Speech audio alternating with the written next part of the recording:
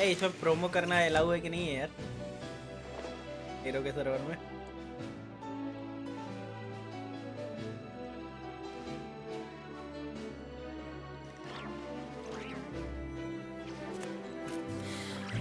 How many forging commissions do I still have to finish? Let's see. 1, 2... not so many as I thought. I'll get to them tomorrow. Okay तो यहाँ promo allow नहीं है। बाजार कर मैं link डाल देता हूँ। नॉट अलाउ है।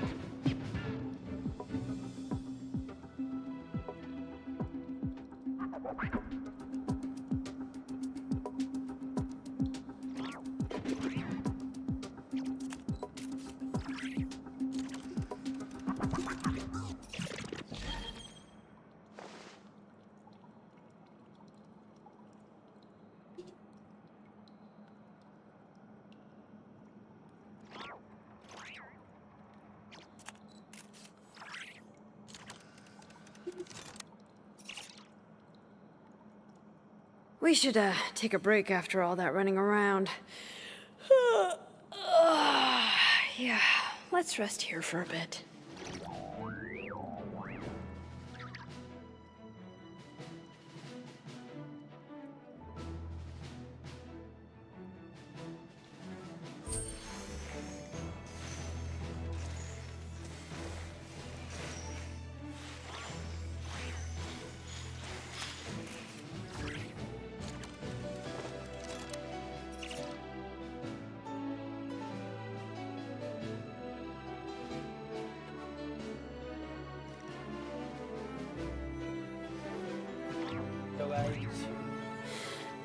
How many forging commissions do I still have to finish? Let's see. 1, 2... not so many as I thought. I'll get to them tomorrow.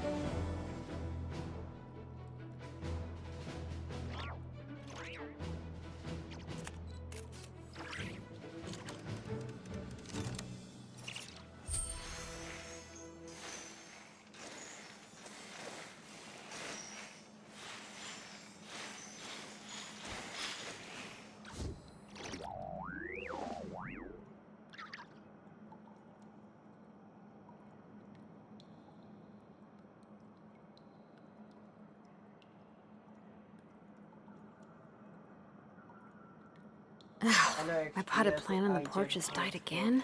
I was watering it every day. Ugh, don't tell me I overdid it this time.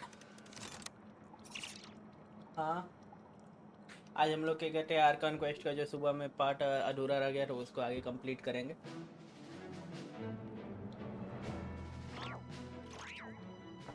Okay चलो आगे बढ़ते हैं।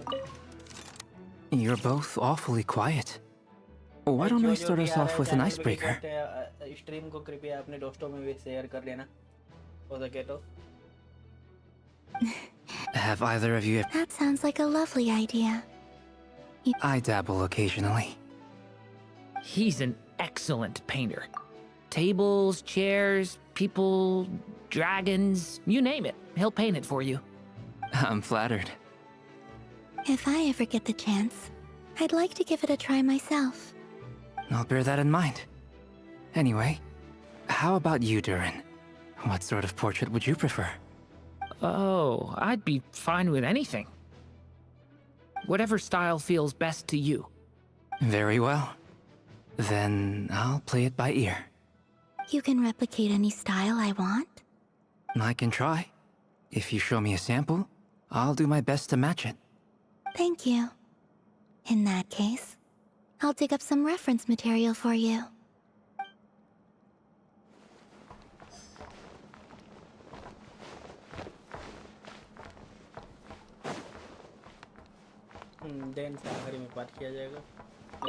Truth be told, I can't remember the last time I was in a meeting with so many people. You're not alone there, my friend. The Lightkeepers also struggle to bring everyone together for a serious discussion. I don't doubt that. I've only ever met two Ratniki, one being you, and the other being that young guy, Itlua. Itlua is a good apple. I'll give him that. He's kind, honest, and regularly delivers supplies to my lighthouse. A true Ratnik to the core. In that sense, he puts me to shame. So you're what? A fake Ratnik? That's what it sounds like you're saying. But I get the feeling that's not quite what you meant. कल बनाया रहा है कल update है क्या Genshin का दूसरा Come on, why the awkward silence? Sorry. I'm not even gonna bother trying to hide it. You've known all along, haven't you, my friend?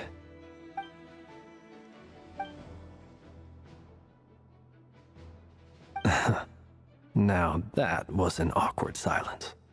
Let's just keep this between ourselves. Probably best if Itlua doesn't know, huh? That goes without saying. Gotta be careful what you share with youngsters, after all. Anyone else in the know? Let me guess. The Traveler and Paimon? It's dangerous being too sharp for one's own good, you know. Then, in the name of the Animo Archon Barbados himself, I swear, your secret's safe with me. When we went for drinks, you bully said kar rahe that ho you tum and log. Barbados were practically best buds. In the light of that claim, do you really expect me to take your oath seriously? Of course. Just as long as you don't go spreading around the fact that I'm close with Barbados, all right? Fair enough, then. Nothing like a bit of mutual leverage to seal the bonds of friendship.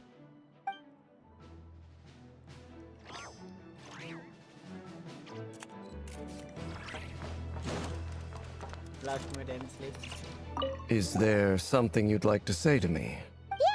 अब तक कहाँ थे Starters, why'd you just show up here without even giving us a heads up? If you think back to our previous interactions, you may recall that that's hardly out of character for me. You do have a point there. अरे यार आगे कभी कभी stream पे वो तो कर रहे हो यार कुछ नहीं तो लाइक ही कर दो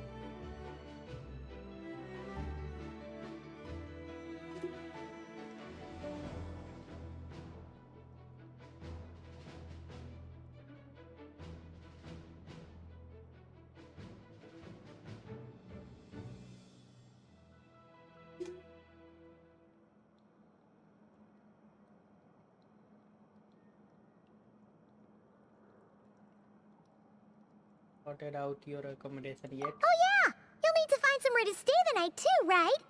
Want to tag along with us? You never know. We might get a group discount. Sure, let's do that. Great! Paimon will handle it. And in return, we can get Dainslift to be our very own personal bodyguard. If that's what you had in mind, you should have said so sooner. I'd be happy to help. Oh, okay then. Paimon was only kidding, but good to know. Anyway, since we're all here together, we might as well watch each other's backs. That's just what friends do, right? Indeed. Thank you.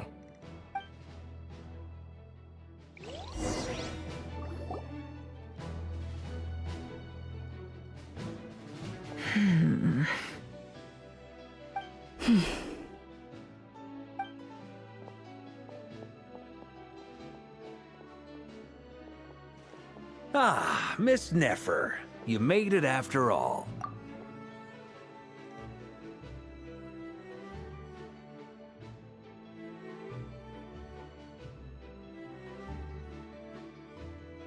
Voice वगैरह सही आ रहा है वैसे कोई दिक्कत है नहीं यहाँ पे सुबह वाली स्ट्रीम में वॉइस बहुत कम आ रहा था गेम का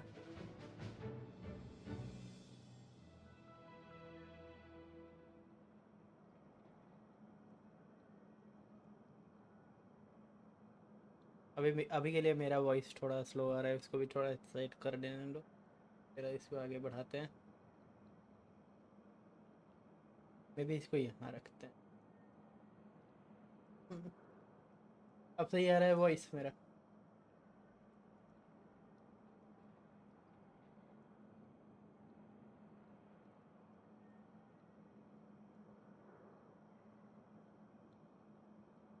चलो आगे बढ़ते हैं, बात खत्म। But what about Yehoda? I'm here to give you an update on how things are going on our end. Once this is over, I'll be heading straight back to continue my work. I left Yehoda back at the curatorium to watch over things while I'm gone. Huh. So much for just this once.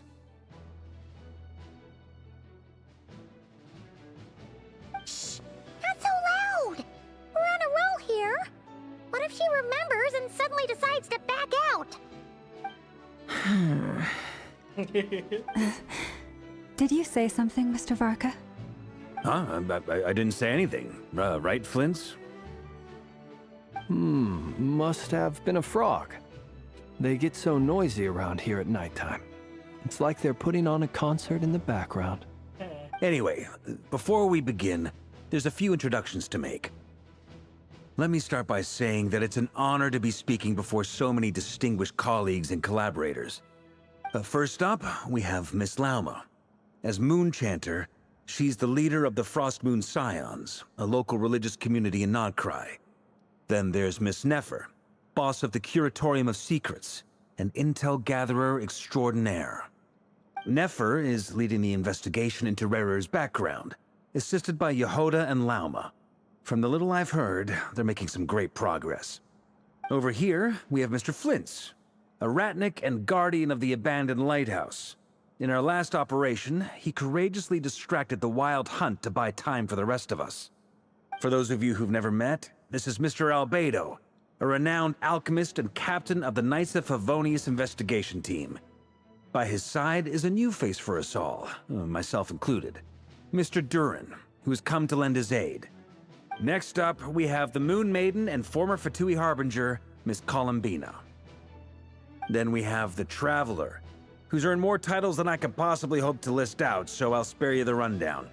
And Paimon, the ultimate travel companion and quite possibly the best guide in all of Tevat. नहीं emergency food है ये, गलत तरीके से इसको introduce किया। Miss Nefer, it looks like you might have another job coming your way, so congratulations on the booming business, I guess. You think I haven't got enough on my hands as it is? Who's looking for me now? That would be me, Miss Nefer. I have a commission for you. And you are? Who I am doesn't matter right now. What does matter is that I'd like you to gather more intelligence about the Recher of Solnari. Well, it's not as if we never take on anonymous commissions. But in your case, I'll have to decline. I'm gonna take a wild guess and say your job's probably more hassle than it's worth. Something about you seems like bad news. It's my eyes, isn't it? Conrian, I assume. And what's with the mask? Are you trying to hide your identity? In any case, the fact that you're even still alive raises an awful lot of questions for me. My name is Dainsleif. And yes, I am from Conria. As I'm sure you're aware, the Recher of Solnari's real name is Rerir. He was once an acquaintance of mine. Really? Then you must have been quite an influential figure yourself. You flatter me, but none of that matters anymore. My point was simply to clarify why I have asked Miss Nefer to investigate Rerir's background. So you're both from Conria, and it sounds like you used to be friends? What am I missing here? Surely you already know how he became one of the Five Sinners. I'll tell you everything I know. The history of Conria, the names and identities of the Five Sinners. I remember it all like it was yesterday. I have never spoken openly of this before. But the truth was exactly as people say. The Five Sinners were each driven by their own desires, and it was by playing upon these that the Abyss tempted them to their fall, tearing Conria apart in the process. The visionary, Vedafinir, who wished to foretell the future. The wise, Haroptatir, who sought limitless knowledge. Gold, Rhindaughter, who desired to create life. The foul Sertologi, who pursued supreme strength. And last, but not least, Raker of Solnari, Rerir, Ravager of the Moon. Of the five, Rerir is the only one who remains a mystery to me. He never harbored grand ambitions, so what changed in the space of a single night? How did he come to fall like the others? In other words, you're saying that his change came as a shock to you, and you have no idea what actually happened? That's right. You mentioned how the Abyss tempted them, which led to their fall. But what did that look like in practice? And what other context can you give me about the events of that time? The more detail you can give me, the better. Strangely, now that it comes to it, I hardly know where to begin. The fateful night took place during the era of the Eclipse Dynasty. One day, my elder brother, the visionary, Vedafenir, was summoned to the palace by the Vinster King, only for the king to gouge out his eyes and cast him into the dungeons. Huh? When I came to hear of this, my fury knew no bounds. I gathered together every ally I thought I had, and together, we set a night to storm the palace and free Ved. Centuries on, the memories of that night still haunt me, like a never-ending nightmare. We broke through the palace gates, just like we had planned, each striking towards our separate targets. But then, I was betrayed. Even Vedafenir, the very person I had come to rescue, abandoned me and partook of the Abyss's power.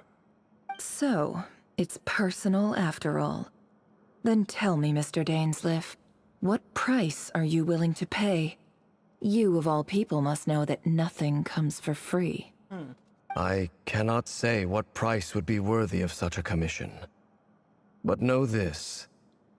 Rerir was not always a madman. Believe it or not, there was a time when he was just an ordinary man, working for the Conrian Intelligence Service. Uncovering the truth of Rerir's past is the only way to unravel this mystery. But before you decide if you will accept my commission, I will tell you more about him. Enough, I hope, to help you plan your next move. Sounds pretty good to me. Feels like we just flagged down a random passerby, only to discover he's actually a master strategist who has a score to settle with our enemy. Must be all that good karma I have building. Who knew having a country and friend would become in this handy? Yeah. I agree with that. Can I borrow your halo? It could be useful in the lighthouse. Hey, enough with the wisecracks. Besides, isn't that lamp of yours bright enough already? Relax. It was meant to be a compliment. If that was a little over the top for your liking, I'll make sure to tone it down next time. I'll give your proposal some serious thought, Mr. Dainsleif. Let's speak in private once the meeting is over. Before that, there's a few things I'd like to share. You incanted the meeting, the nave and hill. How the hydration moon marrow was retrieved from the crimson moon space. You make it clear that the knave chose to help you of her own accord, then conclude by reporting how the heart of the three moons are finally in your hands. Now that we've united the hearts of the three moons, your power should be greatly enhanced. But it seems like that hasn't happened yet. I believe it will take a little longer. You've done so much for me, so I want to be completely honest with you all. Even though I'm doing a lot better now, the truth is, my recovery will likely be an ongoing process. From the moment I was born, my power has been slowly ebbing away. And that is because Tevat has never accepted me. Even with the moons united as one, it seems my rejection cannot be undone. So far, I have yet to find a solution. It may turn out to be a problem that will plague me until the day I finally leave this place behind. Even so, I will do everything in my power to help you drive out the Ray here of Solnari. As Wlkin put it, this is not about chasing the spoils of victory. It's just a gesture of heartfelt gratitude. Kutar. She seems a lot more energetic and positive than she did when we first met. Defeating the Ray here of Solnari will be no easy task. While my strength slowly recovers, we'll also need to gather more intel. Naturally. We should take all the help we can get if we hope to defeat him. We've considered several viable plans now, but our choice hinges on the answers to a few key questions. Is it even possible to kill Rerir? What experiences shaped the person or monster he became? And what's he really after? Given Albedo's expertise in alchemy, I think we should leave him to try and answer the first of these questions. Understood. As for the other two, I'm afraid we'll have to count on you again, Miss Nefer. Believe me when I say it's not my wish to burden you. But right now, relying on your skills is our only option. So you're placing all your hopes on me, huh? We can't thank you enough for agreeing to help us. Honestly, I can hardly believe how lucky we are. You sure have a talent for changing your tune, Miss Moonchanter. Timid like Yehoda one moment, then flinches insincere flattery the next. Ladies, please. I must object to your portrayal of me. That's all. Feel free to keep bickering. Just pretend I'm not here. I almost don't want to leave this room. I'm curious to see how this plays out. I have faith in you, Miss Nefer. Something tells me you'll stand by us until the very end. Oh? And what makes you so sure of that? What if I suddenly decide that my compensation is insufficient? This isn't about the money. I can sense that you've got a deep-seated distaste for Rerir. And knowing you, that alone is motive enough. Look at them getting along so well. Like two peas in a pod. And I'm the one they accuse of insincere flattery. There is no justice. Miss Lauma, you have to understand something. Unlike you, I don't actually enjoy having everyone's hopes on my shoulders. Is that right? Well, maybe the fact that I'm willing to put my hopes in other people says more about me than you. But the fact is, I also trust you. And that's because I know that you're someone we can count on. Anyway, we've got our plan, so let's get moving. Mr. Dainsleif, let's talk. And Traveler, once we're finished, if you've nothing else planned, I'd like you to come with me. This whole experience is teaching me a lot. For instance, I now know that when other issues come up in the future, I'll have far more luck getting Lauma to convince Miss Nefer than trying to do it myself. Hate to say it, friend, but that's one of the funniest things I've heard in a while. Why? You think I've got it wrong? Quite the opposite. Okay. But what makes it so hilarious is how long it's taken you to realize.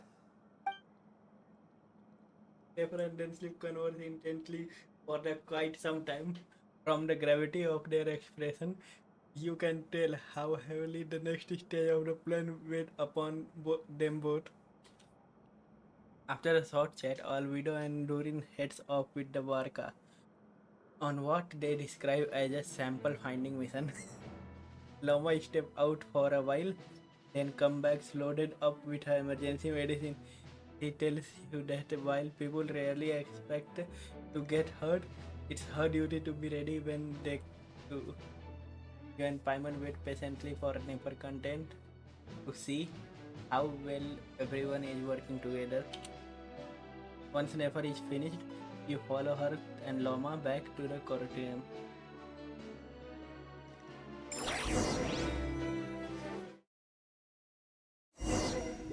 मेरा अरे अभी complete कहाँ हुआ है ये इस week तो तुम्हारे के घर काउंसिलेशन कंप्लीट होगा, इस वीक तुम्हारे के घर काउंसिलेशन मिल जाएगा।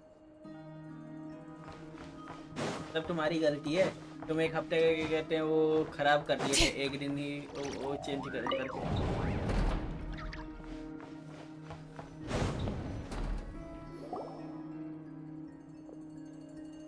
Thank you for waiting. It's okay. We actually used the time to help Dainsliff get a room at the hotel. That's very considerate of you. Now, I trust you share my curiosity about Rarier's past, and you seem fairly familiar with Mr. Dainsliff already. That's right. You know each other for quite some time now. हाँ, हर एक के कहते हैं reason में बस एक update के लिए कुछ समय के लिए नजर आता है, फिर उसके बाद गायब हो जाता है। We spoke at some length after the meeting. He was the one who suggested I should invite you to join this operation. He feels confident that these secrets will be safe with you. Dane has a lot of faith in us, that's for sure. Faith वेथ कुछ नहीं है, बस अपना काम तुम्हारे ऊपर छोड़ रहा है और कुछ नहीं, बस काम निकाल रहा है। Likewise. I appreciate that you got right on board without interrogating me about why I invited you. It shows that you trust me to explain everything in due course. That's because we know what you're capable of. We appreciate you too, Nefer. You might have been forced to help in the beginning, but this time, it was your choice. That's one way to put it. Another is this, that once a decision's been made, it's set in stone. After that, my only goal is to see it through. Alright, so here's how it is. I'm going to access Rarier's thoughts again using my confidential method. Now, I'm sure you've seen things like this before on your travels, so you're surely well aware of how dangerous it can be. The reason I've gathered you all here is to ensure my safety during the proceedings. I plan for us to enter the fragment of his consciousness together, and once inside, I will focus on searching for information. Think of this as a diving expedition into someone's brain. If I'm the diver, you are my safety equipment, tasked with keeping me alive while I'm under the surface. Once the ceremony begins, we will all be spying on privileged information. But in the interests of safety, you must remain absolutely silent at all times. We will discuss our observations after the ceremony has concluded. Lastly, any individuals of a weaker constitution are advised not to partake in the ceremony. In any case, Paimon has her own job to do, which requires staying in the room but not joining the ceremony. Kept out the detail of her confidential method. I guess her brain diving technique are great secret. Well, good luck, everyone. Sounds like all Paimon can do is cross her fingers and root for you guys. There's a little more to it than that. I was being serious when I said you have a job to do. While the rest of us are inside Rarier's mind, it's imperative that we have a team member on the outside. In the event that something goes wrong, you will be our first responder. I don't anticipate any issues, but the extra level of safety will be greatly appreciated. I second that. This is a dangerous operation here, and you're our whole rescue team. That's pretty much the most important job in the crew. So, Paimon's like the lifeguard? Yeah, that makes sense. All right, got it. Good. Please, take a seat. We'll get started momentarily.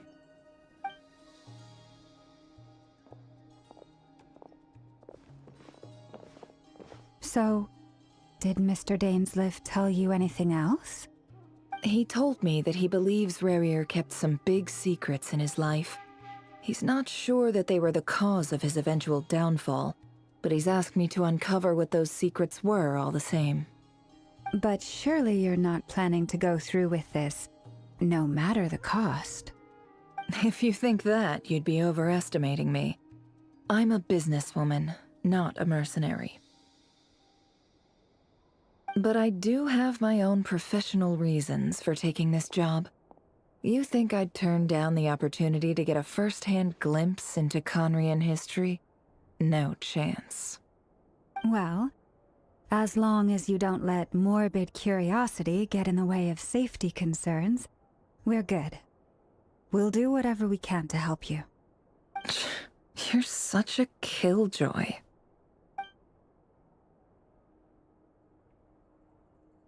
He got intense cattle, almost felt like some.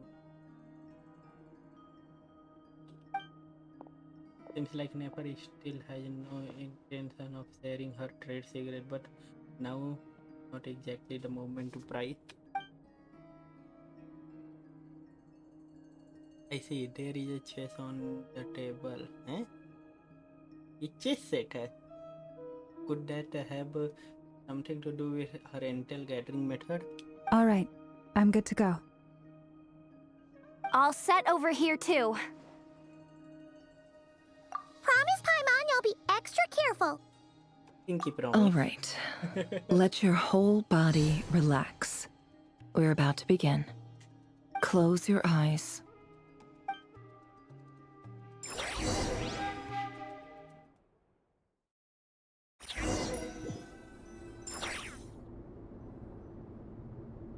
Phew. Could this be his office? Pretty standard setup.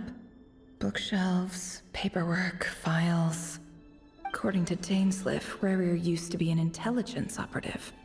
Chances are there's plenty of top-secret intel stashed away in this room. Is this where you keep your secrets, Rarier? Can't say I'm not looking forward to this.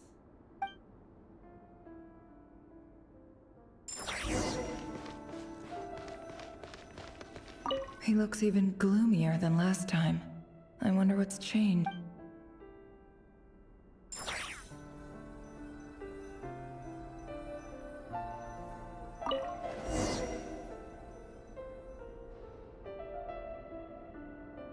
Today's files are in. Time to wade through them, just like usual. Male, 51. Occupation, cook. Confirmed Crimson Moon descendant. Has maintained frequent contact with other descendants over the past year. Poses a threat to the dynasty. Neutralized.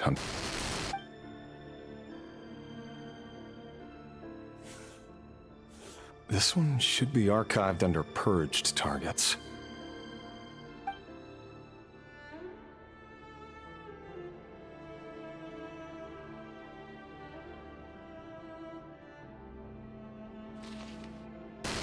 Female, 23.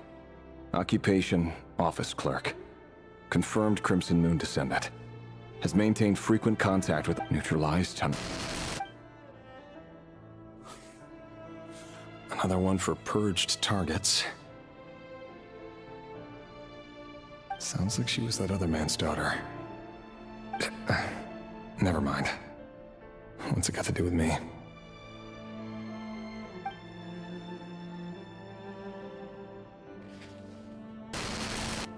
Male, 40. Occupation, teacher. Confirmed Crimson Moon descendant. Neutralized on... Just another nobody for the archive. Hello, naughty bro. Come to think of it, I remember surveilling this man. A case like his never would have been considered a priority in the past. Huh. He barely even interacted with other Crimson Moon descendants.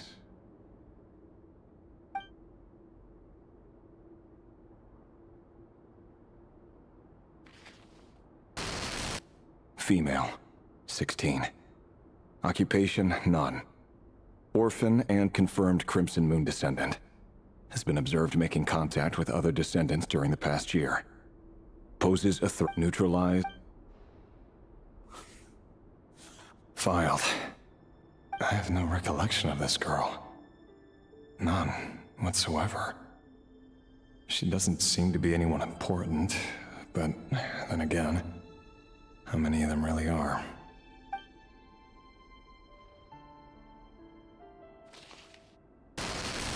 Female, 13. Occupation, none. Neutralized and... Filed.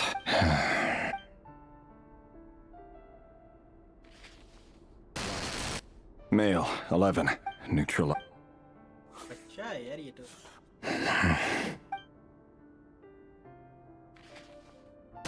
बच्चों को मार दिया Male. 6 साल का 6. Occupation, none. Orphan.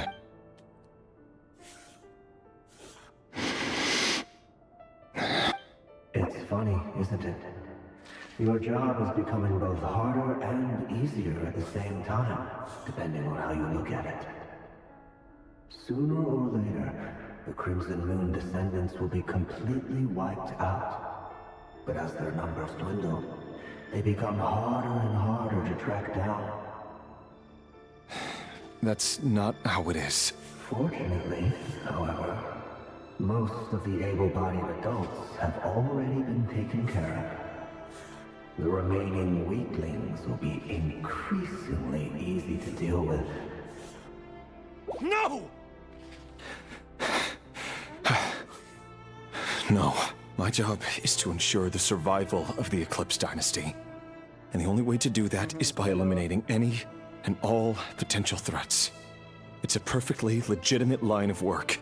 Every single one of my colleagues can attest to my fairness. And if my friends were aware of the facts, I know they'd back me up too. Assuming, of course, that they were aware of all the facts.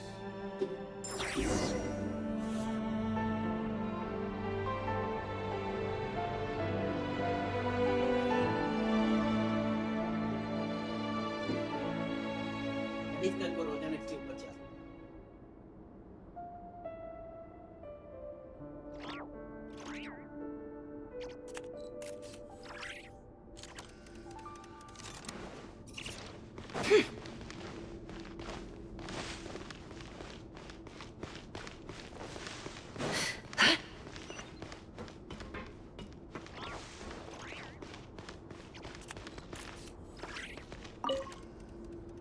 A box containing a ring inlaid with a precious gem. Must be for his girlfriend.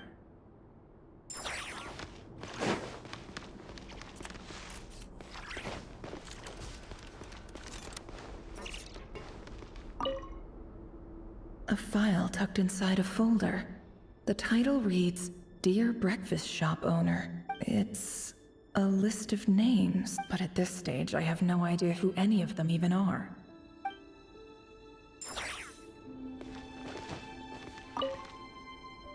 Wonder what kind of encryption technique this is. Seems like it has to be inserted into that camouflage device nearby. Aha! It's an audio recording. Please, hear me out. I can't shake this feeling that someone's been spying on our house. No, I'm not being paranoid. It's true. I saw someone dressed in all black. It was a couple of days back, but that was on another street, not near my house. I swear, I know what I saw! There's a note in the margin.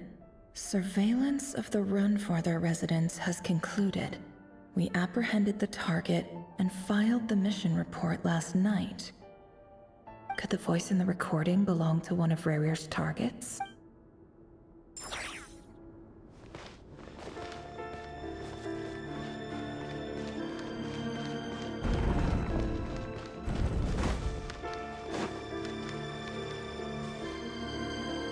Mr. Vedifalnir? It's been quite some time since we last met. Rarier, I trust you're here because you have something important. Forgive me.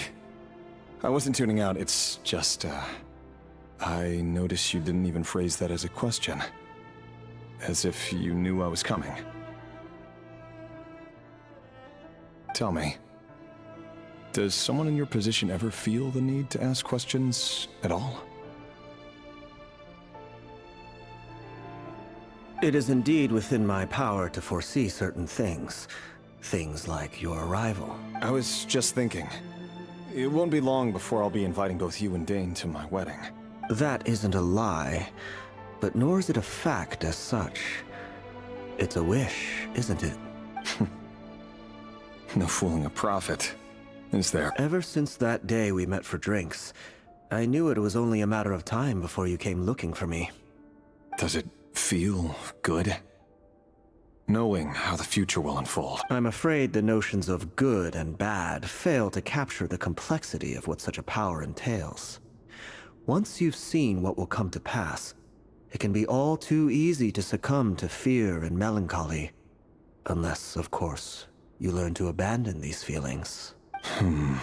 You fear my silence, and long to hear the words I left unspoken that day. That's right. You must have noticed my reluctance to broach the subject, and the reason is simple. Because the truth could never have lived up to your hopes. For both our sakes, such words are better left unsaid.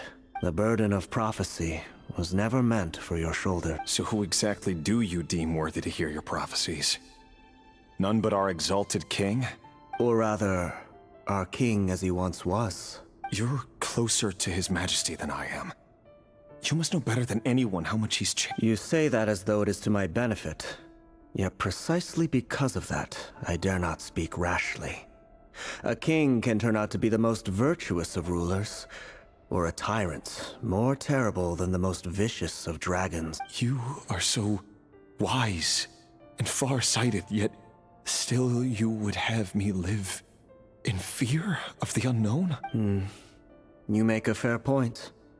Especially given my silence alone was all it took to send you spiraling downwards. Very well then. Let me offer you some advice. And I say this not as a prophet or a visionary, but simply as the brother of your friend. For many reasons, there is very little chance of your marriage ending in happiness. If happiness is what you seek, you should find another fiancé.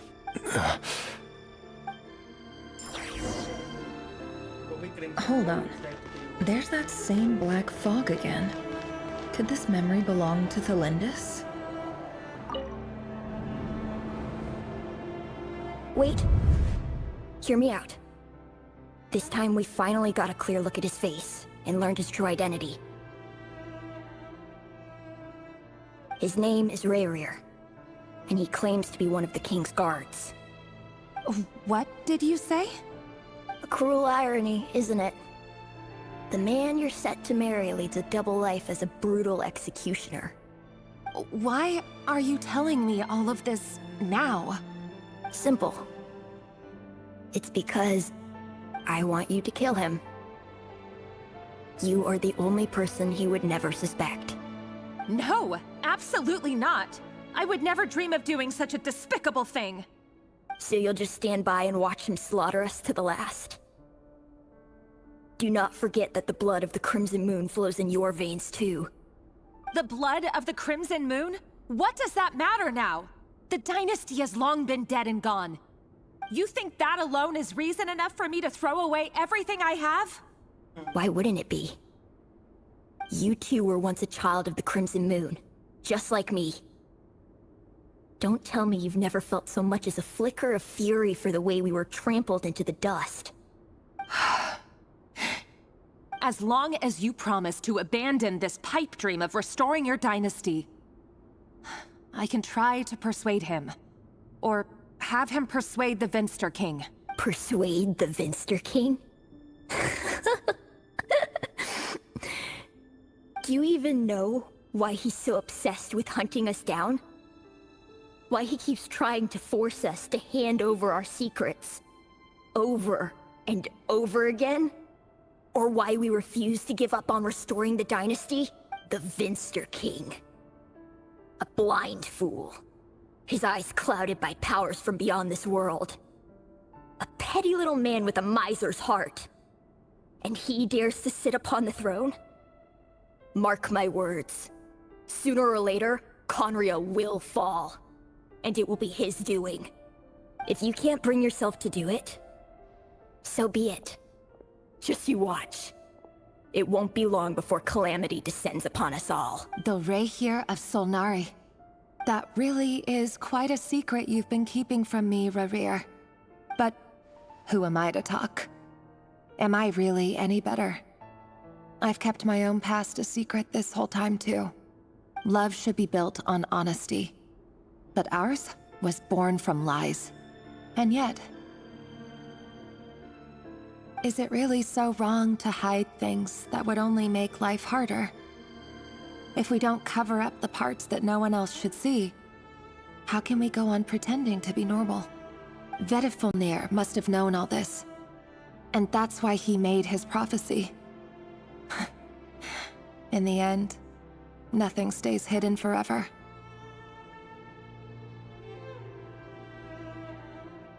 But I won't just sit by and watch this disaster unfold. I'll do everything in my power to protect what I cannot afford to lose, no matter who I have to face.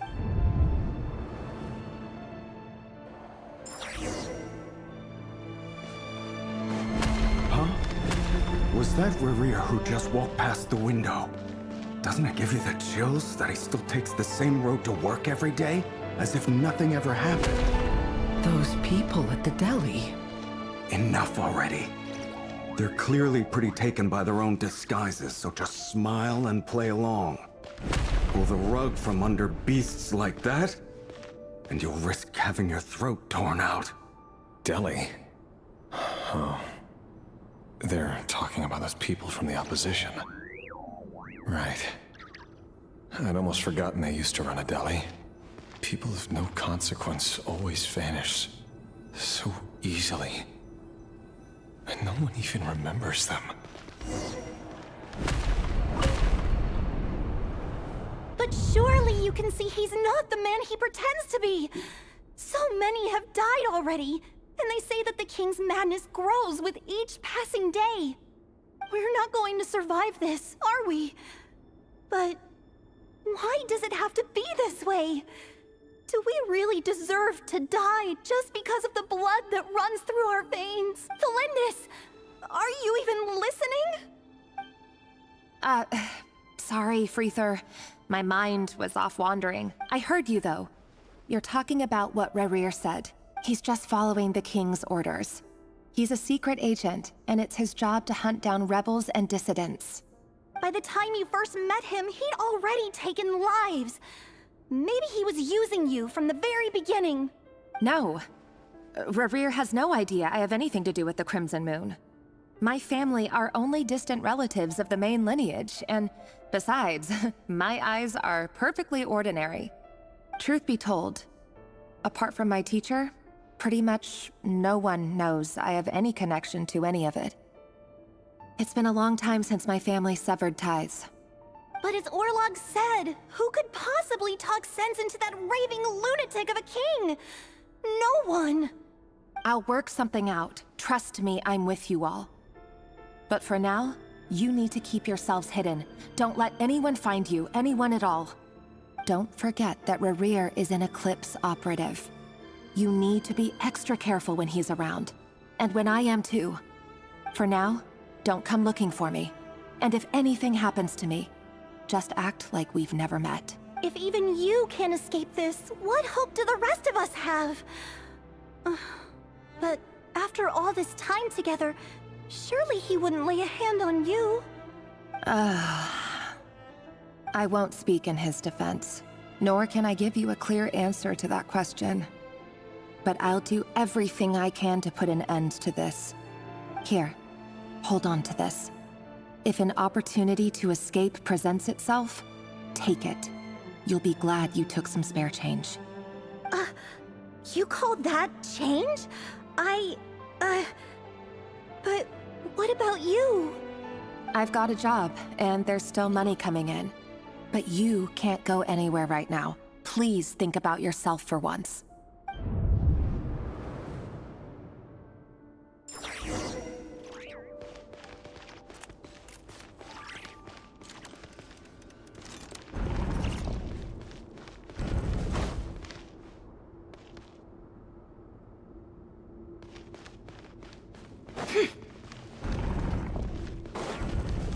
Another day, another round of assassination training.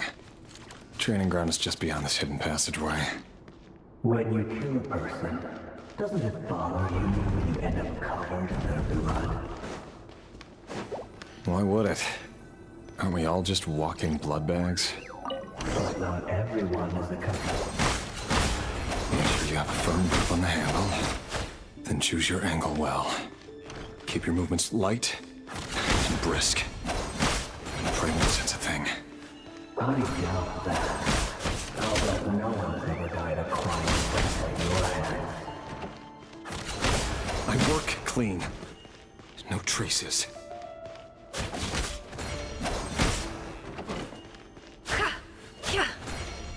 No more lies.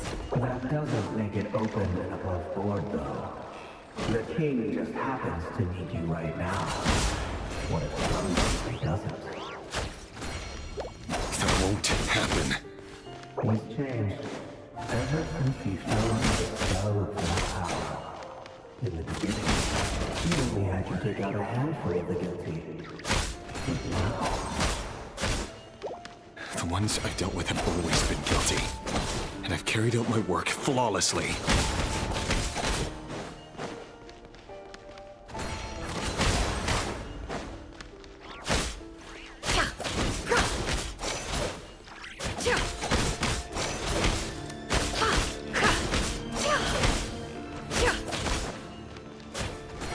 It all adds up. You know why Furina your proposal, don't you? Was it because he didn't trust you? Or something else? No!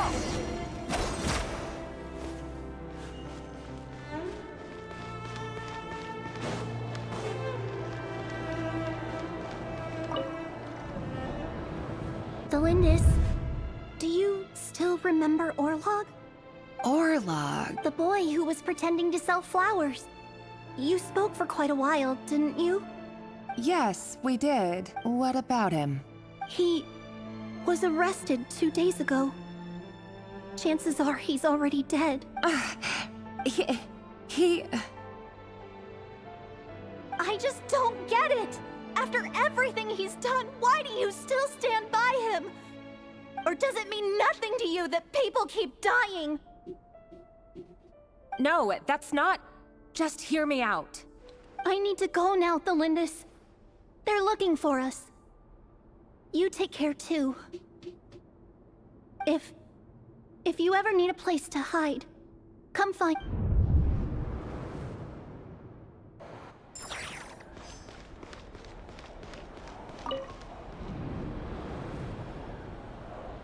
Author Thelindis. Over the course of this week, the research object was subjected to interference for a total of 47 hours for experimental purposes. The results are as follows. All subjects of observation that were sent inside have now... The situation within is proving more problematic than anticipated. No progress whatsoever. What now? Won't you give me even a glimmer of hope? Things are getting worse by the day. I have to find a way or we'll all be in danger, but if all this research comes to nothing, what then? Sooner or later, it'll be my neck on the line. But could he really bring himself to kill me? No. Surely he wouldn't have the heart.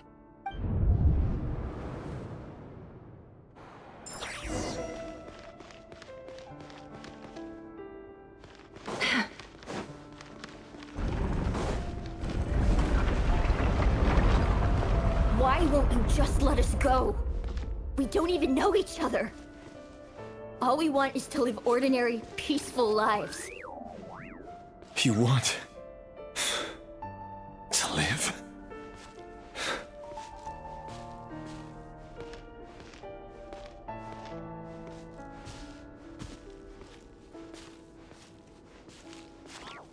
Yes.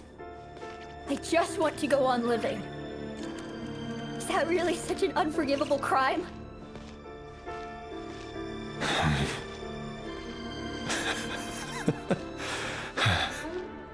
You want to go on living. I want to keep living too. To keep living forever. That's why I have no choice but to continue on the path I'm on. If only some savior would suddenly swoop down and change the way the world is. Too bad that's not going to happen. Imagine that. If there really were such a person, you and I wouldn't be standing here like this, would we?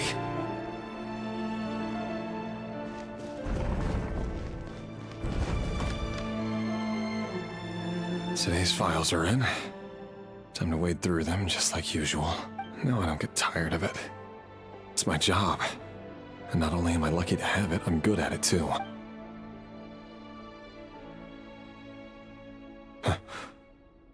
Wait. Thalindis? No. No. Why? But you bear no mark of the Crimson Moon. How could you possibly have anything to do with them? A diluted bloodline. Carefully concealed. I see it now. You've been living in the shadows just like me. What a fool I've been. Numbing myself with talk of justice. Even imagining my friends would back me up. But in the end, Irminsul. Finster King! How far are you going to take this? From the direct bloodline to secondary offshoots? And then what? Today it's the descendants of the Crimson Moon. Who will it be tomorrow? Will you not rest until everyone down here is dead? No. This cannot go on. This is where it ends.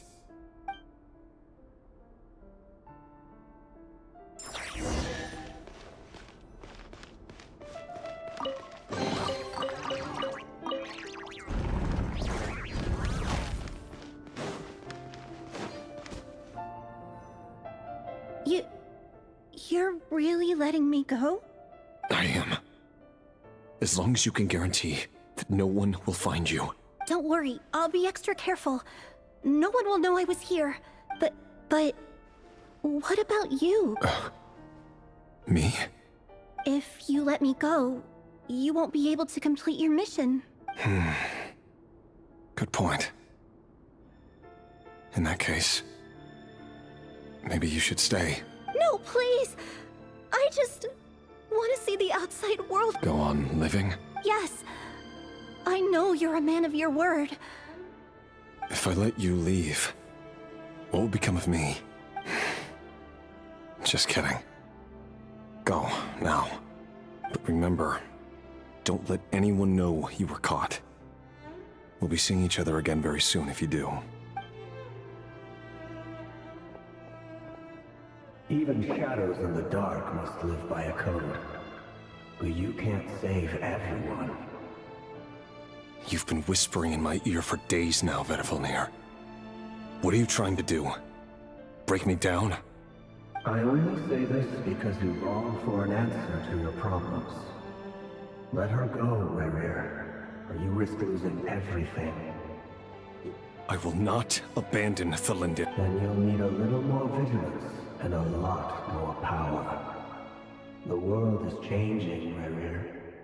Keep your eyes peeled for your moment of opportunity.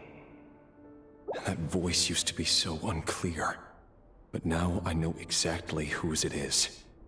It's Vedifalnir. He won't tell me how to actually resolve any of this, but he keeps trying to manipulate me like a puppet. What's his game here? Tell me then. What will this moment of opportunity look like? And no answer. He's like a ghost. Always disturbing me when I'm on edge, but never answering when I need him most. So, the Eclipse Dynasty was purging, well, massacring the descendants of the Crimson Moon. And it seems like it was all connected to the Vinster King's research. The King's obsession with abyssal power left the future of Khaenri'ah hanging in the balance. No wonder every aspect of Rerir's life was so unstable. And it looks like this Thalindis, Rerir's would-be fiancé, herself belonged to a sub-branch of the Crimson Moon Dynasty's descendants. It almost defies belief that a couple like them could hide the truth from each other for so long. If the Vinster King hadn't intervened in such a drastic way, they might have gone on deceiving each other for the rest of their lives. And why does Vedifalnir, Daneslif's older brother, keep talking in Rerir's head? This guy kept more secrets than I ever imagined. The human mind is like a vast desert of shifting sands. when you follow the flow of someone's memories, you only ever see the parts they're willing to let surface. Time for something a bit more creative. We've been inside Rerir's mind this whole time, building up a picture of his psyche. There's already enough clues on the board to start reading between the lines and mapping out the rest. Now, we can finally begin to put the pieces together. Sure, it'll only be a reconstruction, part simulation, part reasoning, but it's usually pretty accurate. Once we've built up a cognitive profile, we just need to cross-check the logic behind his actions.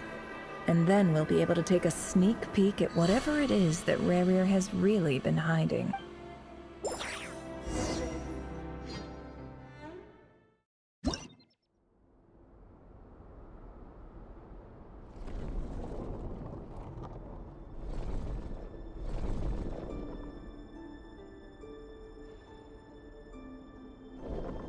Rerir, are you there?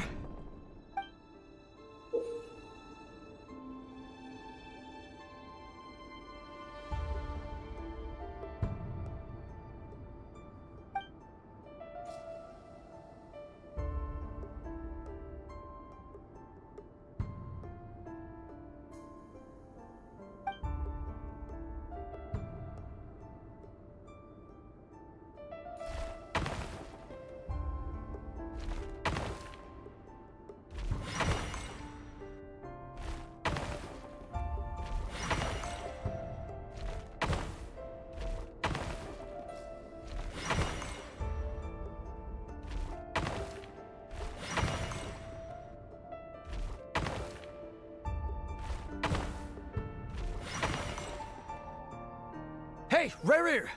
Come out, it's urgent! Dane? What's wrong? Quick, come with me. I'll explain everything once we've met up with the others. Okay. I'll come. But the Lindis is still over at the Universitas. I'll need to leave her a note. All right then, but make it quick. I've never seen Dane so worked up before.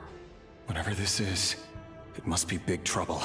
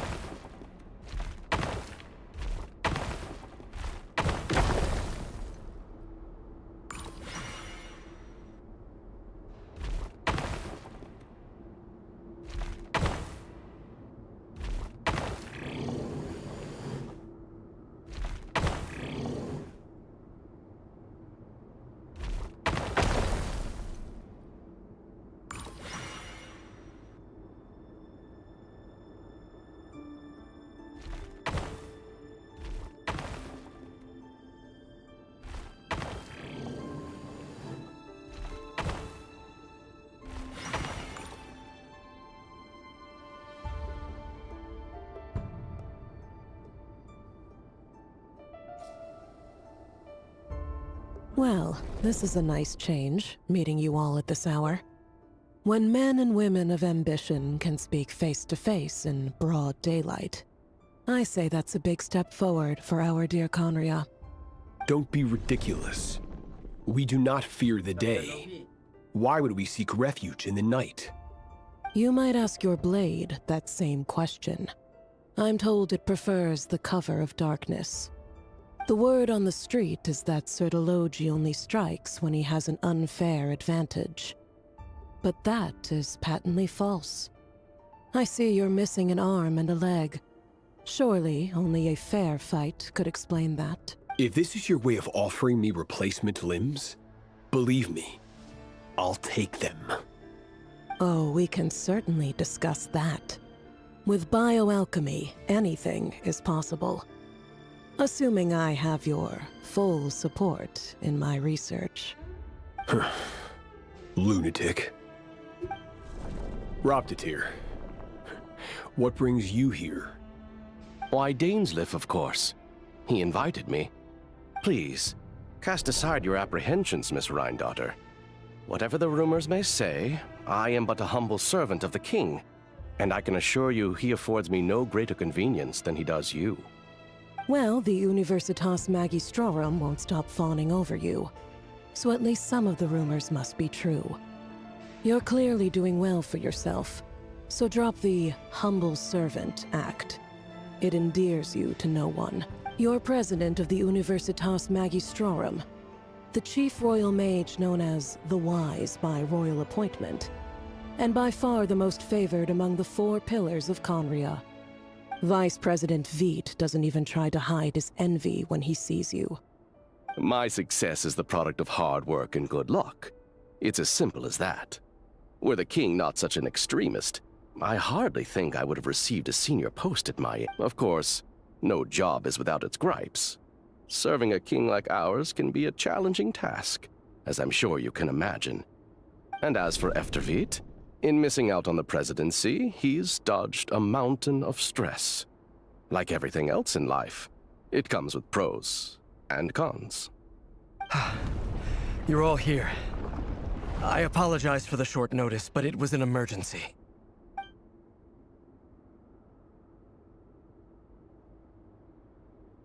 You must be Rarir. Mr. Sertologi.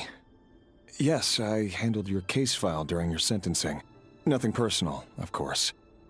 I'm pleasantly surprised that you remember me. You're clearly a person of substance if you've been invited here. But Dainsleif, you'd better have a very good reason for convening this little gathering. It's my brother, Vedafenir. After he spoke at the court this morning, the king was so infuriated by his words that he had him blinded in both eyes and thrown in prison. Vedafenir in prison? Strange. I thought the king trusted him and Roptatir more than anyone else in the world. Does this mean the king's circle of trust just got even smaller? It has nothing to do with trust. It's about what the king wants, which is as clear as day to anyone paying attention. I simply appease him, because it's in the best interests of the Universitas Magistrorum. And also because you're slimy. Vedafenir, perhaps less so. But still, a visionless visionary?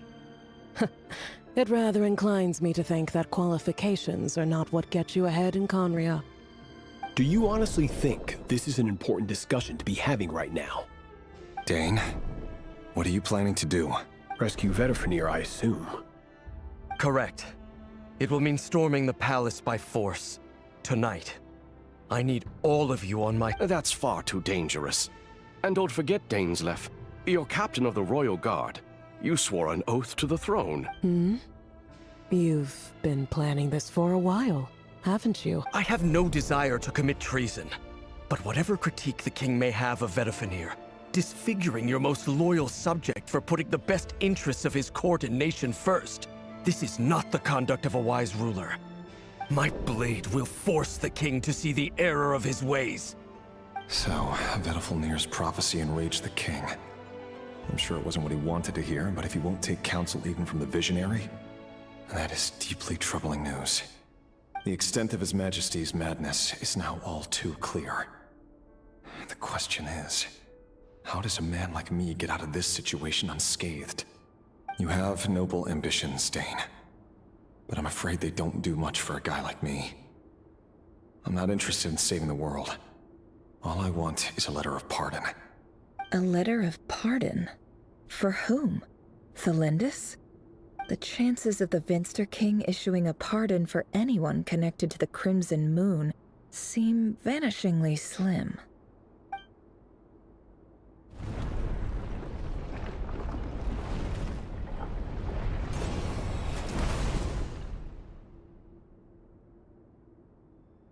This black fog over the board must have some connection to Thalindis. But why is it taking this form? Does it have something to do with Rarir's past? Another mystery I'll need to unravel.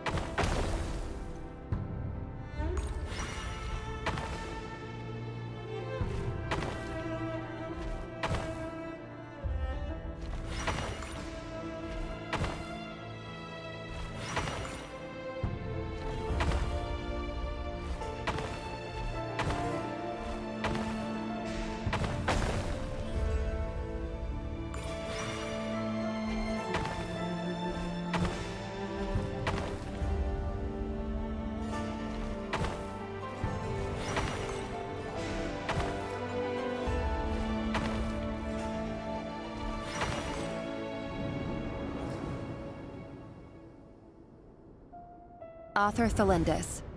Over the course of this week, the research object was subjected to interference for a total of 60 hours for experimental purposes. The results are as follows.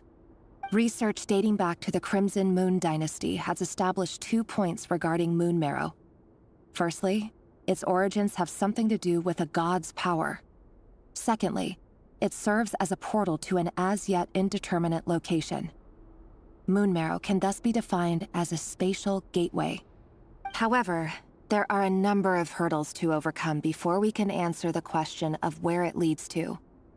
To start with, opening the gateway requires a specific power source, which the relevant literature indicates. An enormous amount of power is then required to keep the gate open. Currently, the total power output of our instruments remains in the single digits. To make matters worse, I am now the only staff member remaining in the Moon Marrow lab. The Universitas Magistrorum recently decided to move most of its personnel into abyssal energy research, which has stymied all Crimson Moon-related projects. This is not a wise move. I have always maintained that placing all our hopes in a single source of power is risky, especially one as poorly understood as this. As well as making ourselves overly reliant on a single resource, we are neglecting other promising technologies. I apologize if this comes across as disrespectful. But as a Moon Marrow researcher, I desperately want to see the world beyond the gateway. If we really made it there one day, what would we find? And how would we go about taming the unknown? My imagination is endlessly fueled by questions such as these.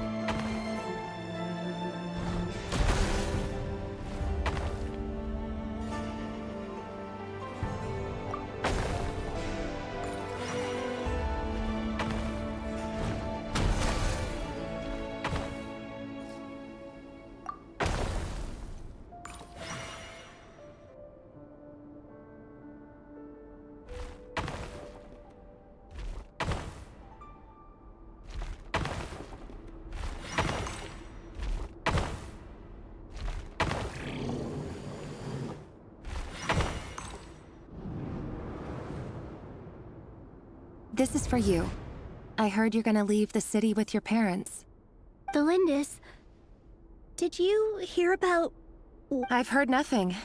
Rerir got back very late last Friday, and he was acting a little unusual, but he slept pretty well, so I'm guessing whatever he did was a good deed. You never saw him, and I don't know what he did. And this conversation never happened. You understand? What if he finds out that you pried into his secrets? Don't be silly. I don't know what secrets he does or doesn't have. All I know is he's just a normal guy who happens to run some errands for the king. Are you scared of him? I don't know. The Rerir I know doesn't match the person you all describe. Logically, I should be scared of him. And yet, I don't want to lose him. But enough about that. You should get going, and be careful with the package I gave you. Keep it secret. What's in it? A piece of the moon. All you need to know is that as long as you keep it safe, then in the future, everyone will be able to see a red moon. A red moon? You mean... our moon? That's right. Our moon. Promise me you'll look after it. I promise, the Lindis. The Crimson Moon bloodline will never die out. Its light, the color of blood, will become like a fire that flows in our veins, no matter how long it takes.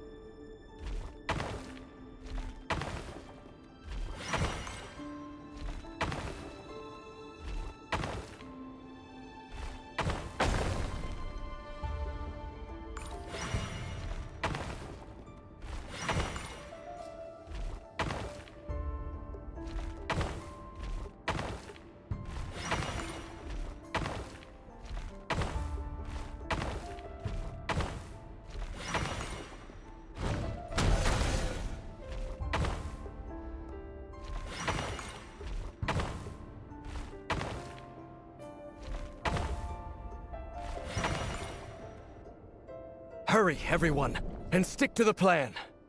Sir Dainsleif, what are you? Is this treason? You know what happens to those who betray the throne. Please, don't do this! It is the king himself who has betrayed the throne. He has betrayed all of— If you have any love left for justice in your heart, you should join me. It's showtime. Dane and his group will handle the troops in the palace. Then Hraptatir and Rheindotter will disarm the security measures. My job is to enter the prison and rescue Vedifel. Stay safe. Look after my brother. Draw your blade. It is time for justice to prevail.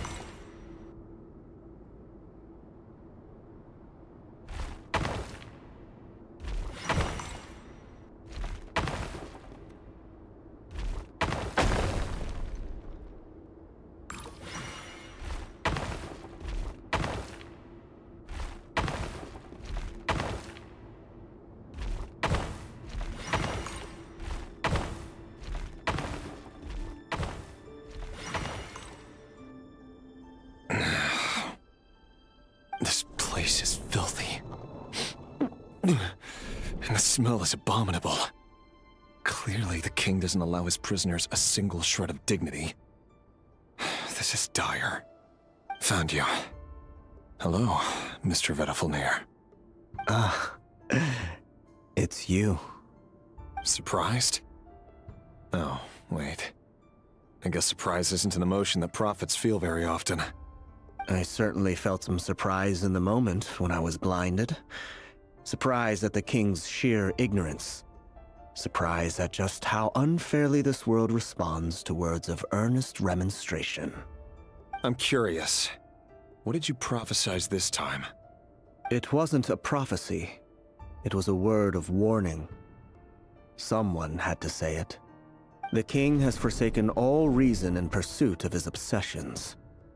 I simply told him that if he continues on this path, Khaenri'ah will surely fall.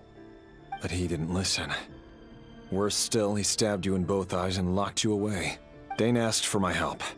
The court is in complete chaos now, but I'm sure you predicted that.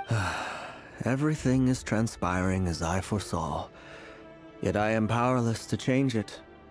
Fate is an immutable force. I can but lament as the inevitable unfolds. I do wonder whether giving a man the power to see the future does nothing more for him than slowly crush his spirit. Forgive my curtness, Wlkin, but the king did not suddenly turn on you today. His suspicions have been brewing for a long time. You can't have wisdom beyond the reach of your fellow man without attracting his fear and suspicion. There are things the king does not want to see. So, he doesn't want you having visions of them either. He blinded you because he thought this would make the visions stop. He wasn't entirely wrong. I did indeed lose my power to see the future. Right up until... Until what? Just now. I believe I saw something new. Well, tonight could go a lot of different ways. 5 of us banded together to storm the palace, also we could rescue you.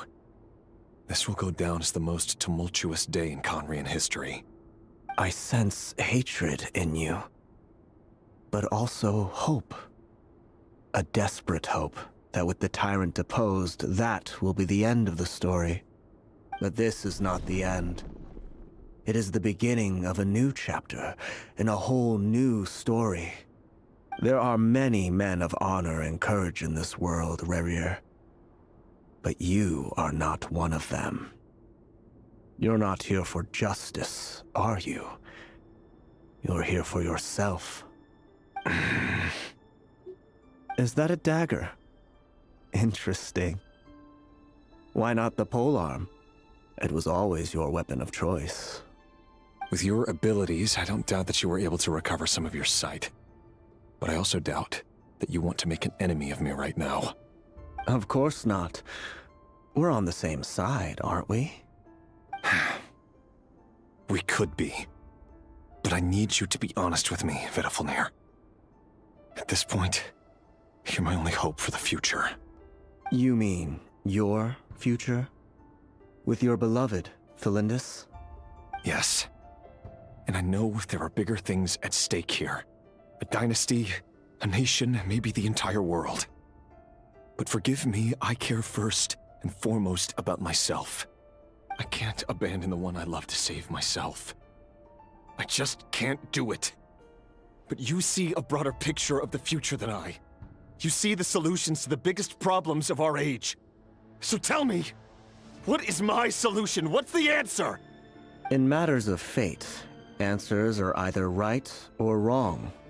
What will be, and what will not.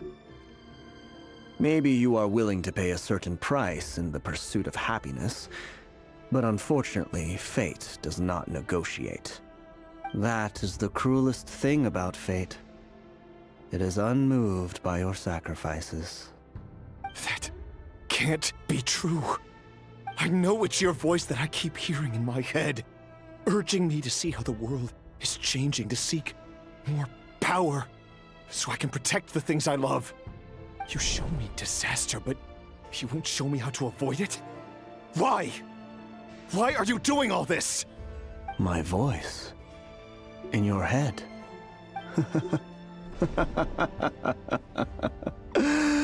So, you hear it too? The voice that steals your mind, gains your trust, and drives you crazy. It turns out that we are not so different, you and I. Vedifilnir just broke into the strangest smile I've ever seen in my life, as if he'd discovered some monumental secret. But then he suddenly switched to looking extremely weary. Very well then. My advice to you is as follows. You must persevere.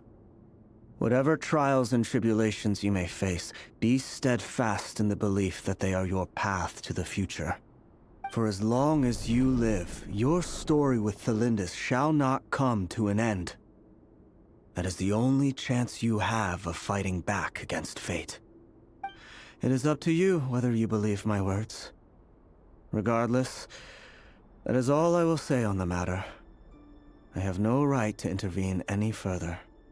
I will hold you to your word. Thank you for setting me free. In return, I will tell you one more thing that you cannot afford to ignore. Just then, a strange wave of energy rippled through the city. We had no idea what it could mean. If I were you, I would head to the Universitas Magistrorum. The Universitas? Oh no! I'm sure we'll be seeing each other again very soon, Rerir. Whatever Vedifilnir said, I didn't catch it. I didn't even help him out of the prison. There was no time to lose. फिर जम wait कराना यार इधर की चलो story पे जम polish में परेशान हो चुका हूँ ये सही है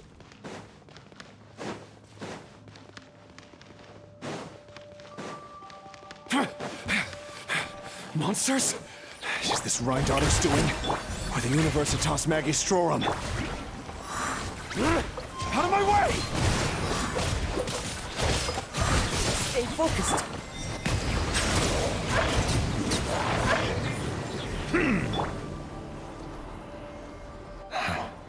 The Universitas. That reminds me of a rumor I once heard. Allegedly, the king installed secret mechanisms in the palace and around the city. No one knows where they are or what kind of power they hold. But if they were ever gonna activate, it would probably be on a night like... Help! Help! Hold on! Don't let them anywhere near you! Save me! I can't! That sounded like an explosion. So, the rumor is true? The king... What other means does the king have at his disposal? They must run on power from the Abyss. And given it's a major center of Abyss research, anyone over at the Universitas will be in grave danger.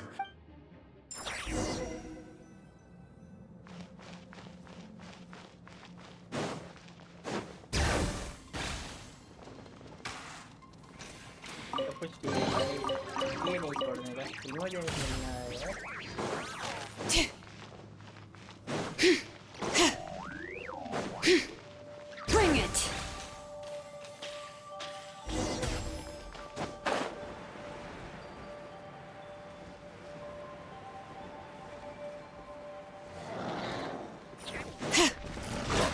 Bow your head. Letting brave names echo! Into the wind. As one with wind and cloud. Strike a pose! It all adds up. No more lies. Let's see what they're made of.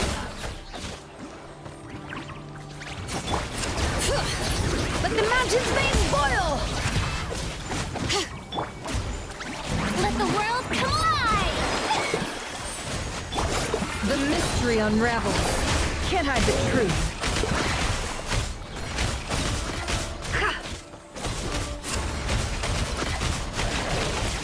It all adds up. Let the mighty be humbled. One with nature. Clouds high. The birds call. No more lies. It all adds up. The deception ends here.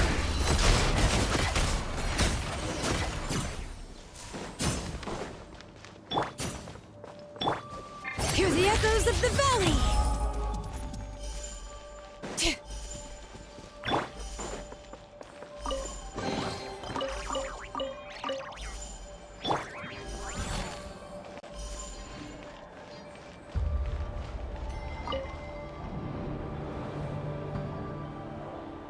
Monsters! At the Universitas Magistrorum? Why now? Oh no! They're coming! It's no use. The table won't hold out much longer. The weapons. Where are the weapons? Of course. All the lab equipment was upgraded after the inspection last week, but the new weapons haven't been allocated. I'm done for. Ah! Stay back! Please stay back!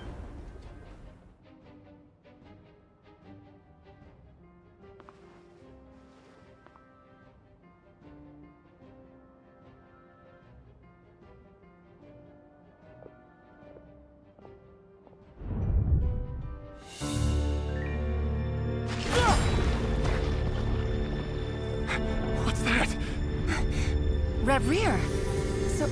So the rumors about your work are true. What? No! Listen, something happened at the palace tonight. We have to leave! You don't need to lie to me anymore. What do you mean? I know why you're worried, and I will respect the decision you've made. But it's okay, because I found a solution. I know how to end all this. You can have it back. The normal life you so desire. But until then, I'm afraid our wedding will have to wait. Celindus? No, don't do it! Celindus!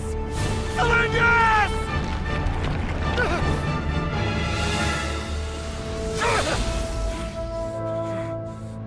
I told you, Reverie.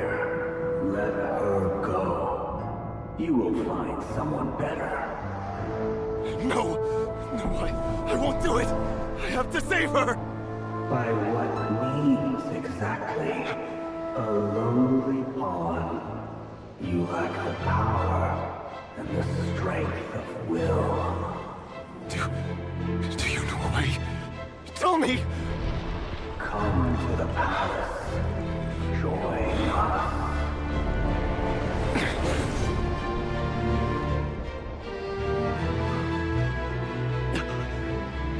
Reverie, thank goodness we... Step forth and take your share. You made it. Not you too.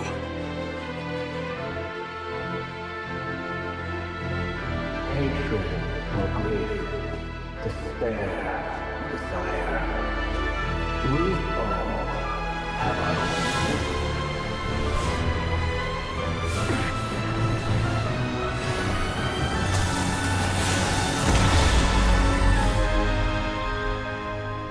Reverie. Reverie. Celindus? Were you daydreaming?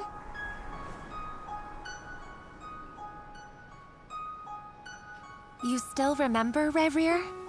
That question you asked me a couple of weeks ago? Oh. You mean the proposal? Yeah. I'm wondering, where do you think would be a good place to discuss it? Maybe in the garden?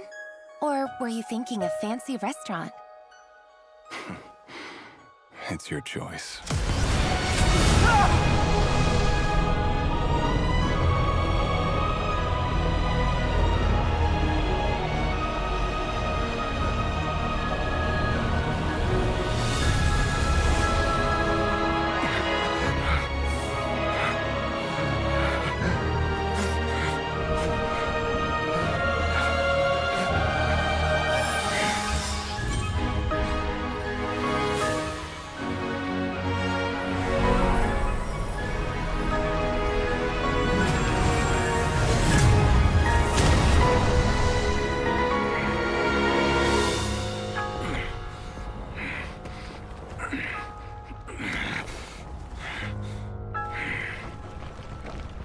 I will find you.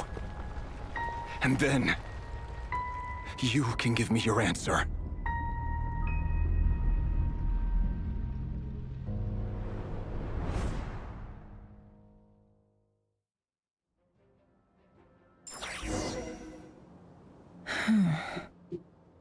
So that's how the Raker of Solnari was born. A monster created by circumstance is a monster all the same. Viewing other people's thoughts for too long can get uncomfortable. Right now, I'm feeling in a nutshell. The story of Conria is what happens when the truth falls by the wayside. Everyone tells little white lies, and before long, you have a huge pack of lies that destroys everything. Whew. Time to get back. His past is filled with sorrow, but the tale of any fallen civilization is one of endless tragedy. Cruel as it may be, that was Conria's fate.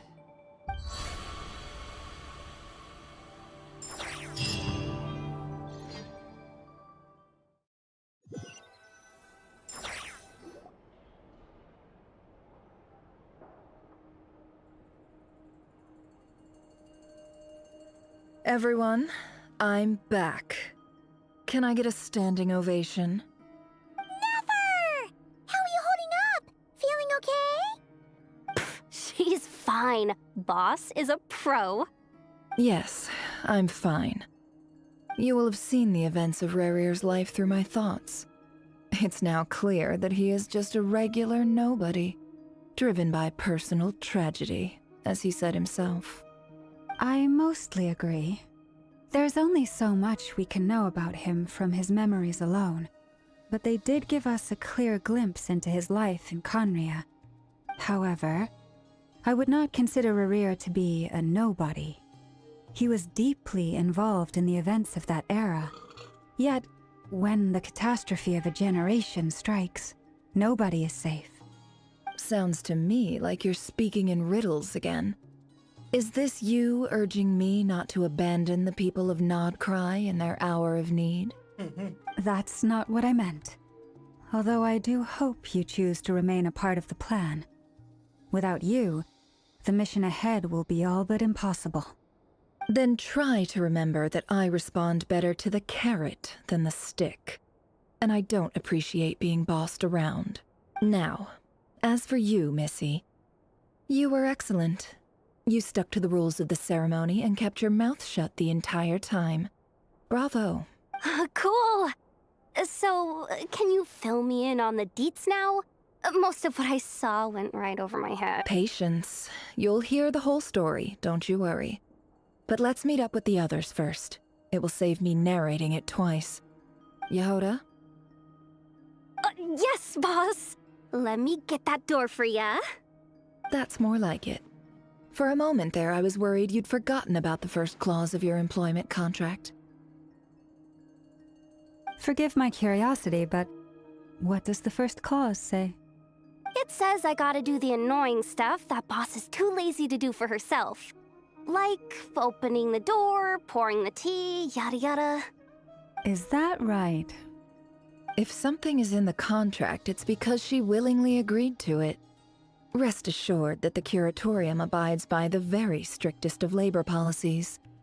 You don't seriously think I'm cruel enough to treat her like my slave? In any case, I've hardly shied away from my share of the work today. Hope I don't catch Flintz and Varka lounging about in their chairs, enjoying a leisurely cup of tea. There's nothing I dislike more than other people enjoying themselves while I'm hard at work.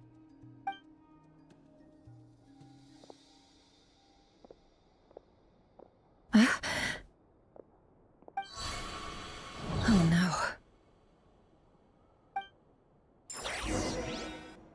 क्या हो गया?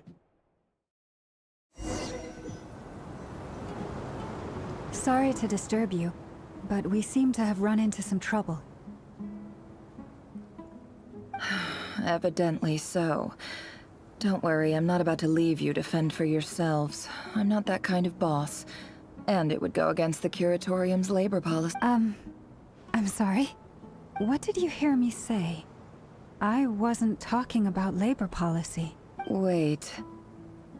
How long have I been standing here? Not long. You just appeared by the door a moment ago.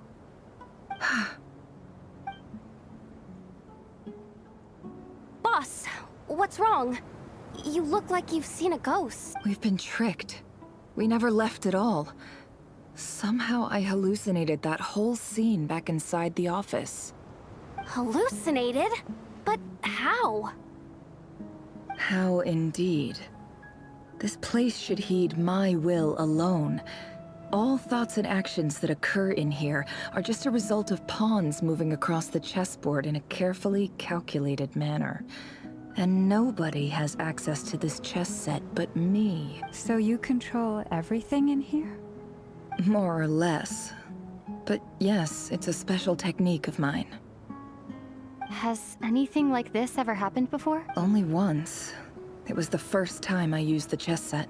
Is there any similarity between what happened then and what's happening now? I suppose my thoughts are a little turbulent, which was also the case my first time. Is there anything I can do to help? The first clause of your contract clearly states that I only need your help with things that I'm too lazy to do myself. Meaning, you're not feeling late? Meaning, this is not something Yehoda can help with. The chess set is a personal treasure that I alone understand. I must be the one to find our way out of here. Boss, it's fine. Really.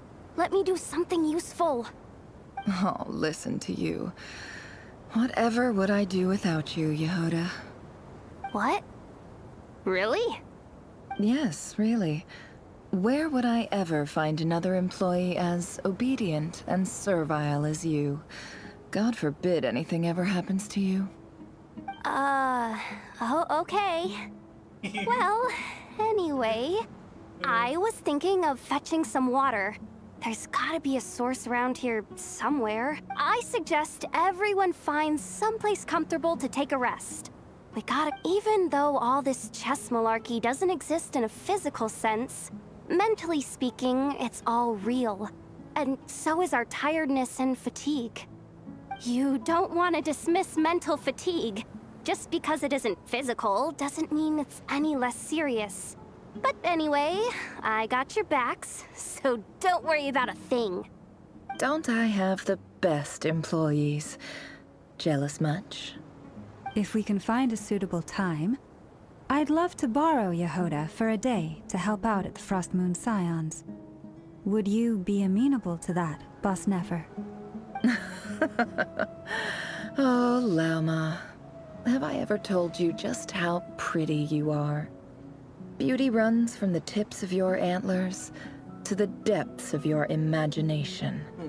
Time to rally, everyone. Follow me. As we continue our journey, the same rules will apply. That means stay focused and no talking no matter what we encounter. And don't disturb the chess pieces. You have my word that I will get us all out of here.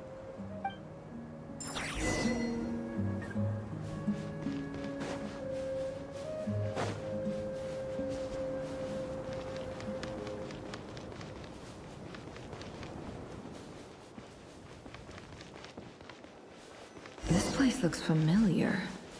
That's not a good sign. I wasn't expecting visitors at this hour. Oh. It's him. There you are! Sinue's been looking for you all day. I think he has some news for you. Oh yeah? What were you doing just now, Uncle Retinue? Hiding away some more loose change? I know I saw some Mora. What do you mean, loose change? Oh, come on, I'm too old for this. Just pretend you saw nothing.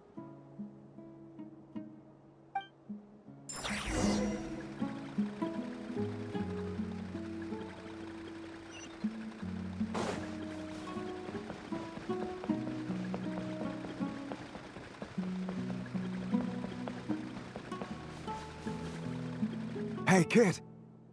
Mind telling me what Sinuhe's been up to recently? I'm trying to get in his good books and I need a way in. Get in his good books? Why? What do you want with my dad, Uncle Apepi? I've written a new song. I was hoping to showcase it at the next festival, but I'll need his approval. A new song, huh? I'd love to stay and listen, but unfortunately, Uncle Retinue says my dad's looking for me. Well, there's plenty of time and I'm not going anywhere. See that pile of stones? I'll be sitting there warming up my vocal cords. Come find me when you're done. Pile of stones. Got it.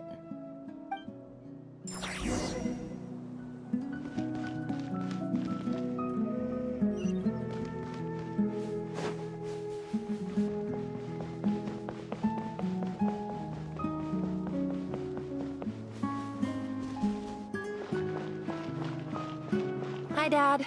Uncle Retinue said you were looking for me. Ah, there's my little princess.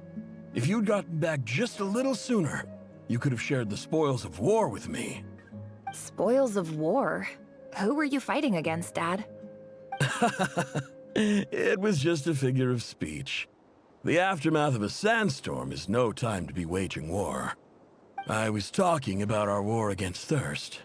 I went out to fix our water supply problem, and now I'm back. Which means... We have a well again! That's right. I found a new one and brought back as much water as I could carry. It should last us for a good while. If it wasn't for these blasted sandstorms, our wells wouldn't be caving in. You wouldn't be spending all your time out searching for new water sources.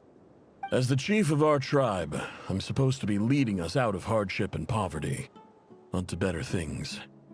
You know how prosperous our ancestors were. I've told you all the stories. And look at us now, squeezed into these hovels. No one would choose this, if it wasn't for the endless wars over the years. But things are looking up. I started working with some folks from the academia a few months back. They gave me some contacts in return for my assistance in the desert. So you're the academia's helper now? Special ambassador, they call it. Think of it as a partnership. It's nothing bad, okay? We've been isolated here in the desert for too long.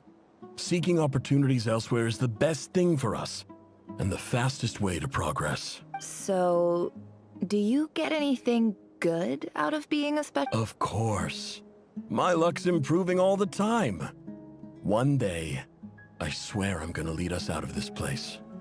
We'll find somewhere new. Somewhere better.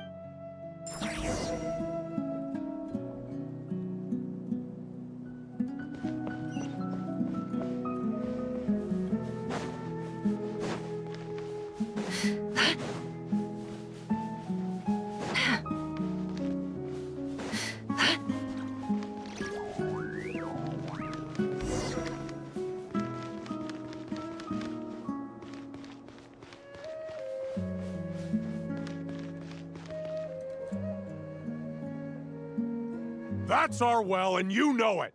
You stole from us. Well, you've gone from chief to thief, and now you have to face the consequence. Did you really think you could take our water without permission and get away with it?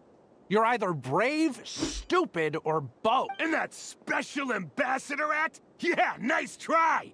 We spoke to the academia. They said it was all news to them. You're a liar and a cheat!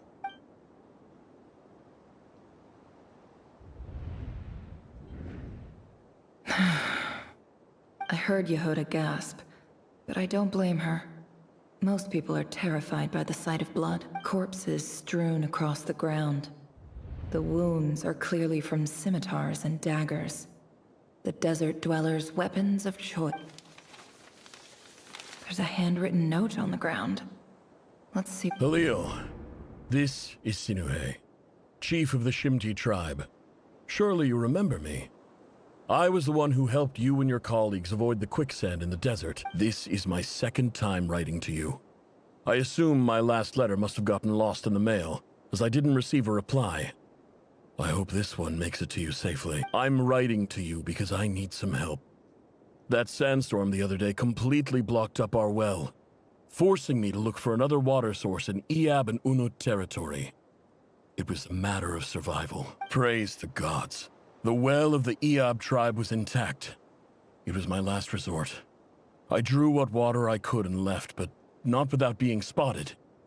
I fear they will retaliate. You told me to write to you if I ever needed help. You said you'd be my ally in the I urgently need you to formally recognize my title of Special Ambassador and send some of your people to assist me for a few days. It's the only way I can convince them that this was the Academia's decision and prevent them from retaliating. This is an emergency. Looks like this letter never got sent. The writer died a grisly death, and the letter was trampled into the ground. It's badly defaced. Some parts are barely legible. What a ridiculous lie the surviving Shimti tell. Their whole village was butchered over a sip of water.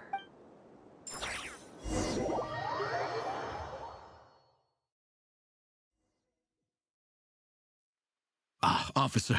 Welcome. Welcome to our humble village. I thought you would at least have the courtesy to provide some respectable libations. This is the finest wine Aru village has to offer. I promise.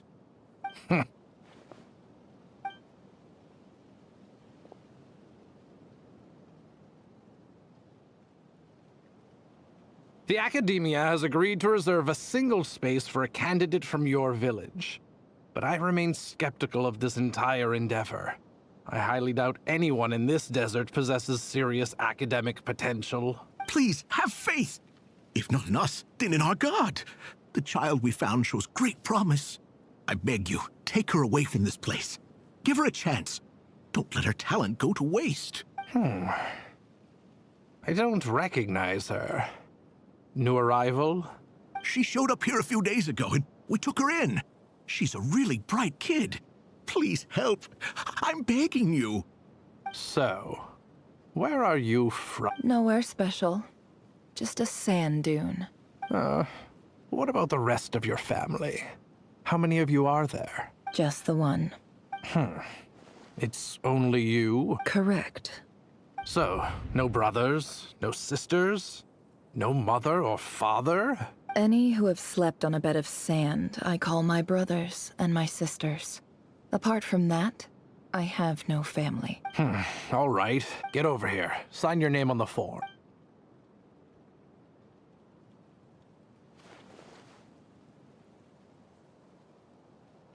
Never? You're rather fair-skinned for a desert dweller.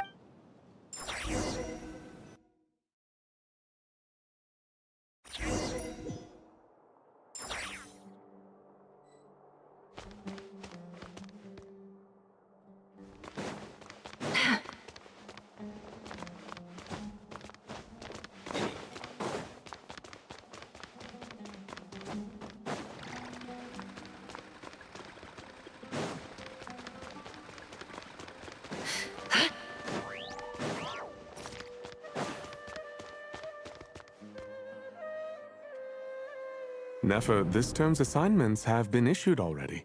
Please read through the materials thoroughly, conduct your own additional research, and then write an essay on the topic.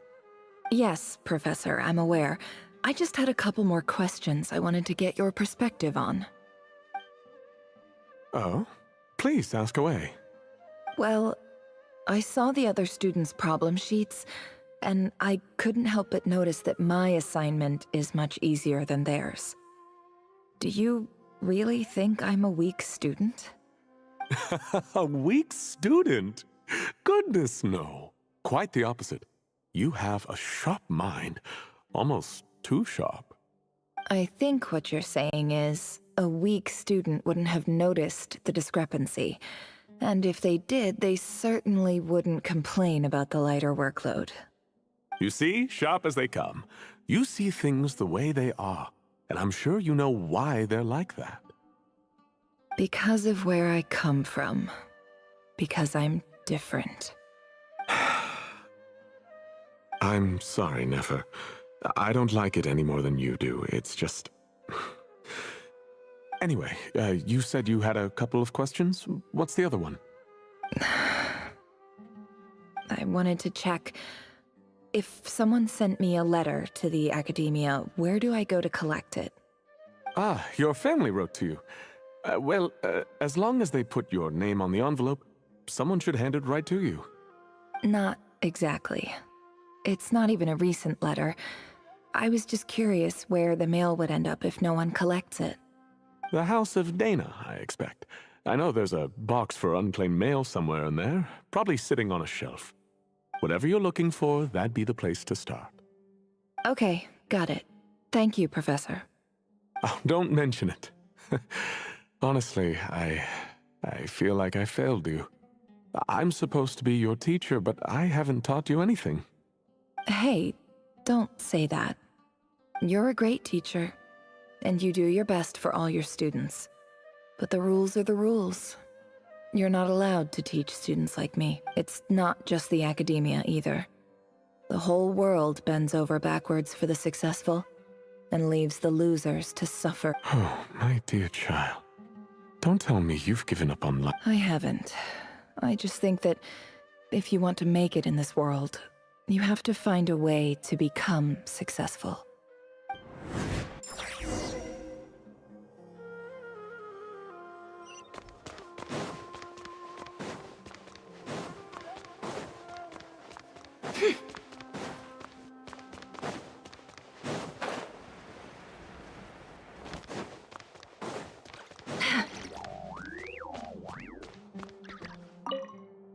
This must be it. A big cardboard box full of unclaimed mail. And probably some letters that ended up here by mistake, too. Let's take a look.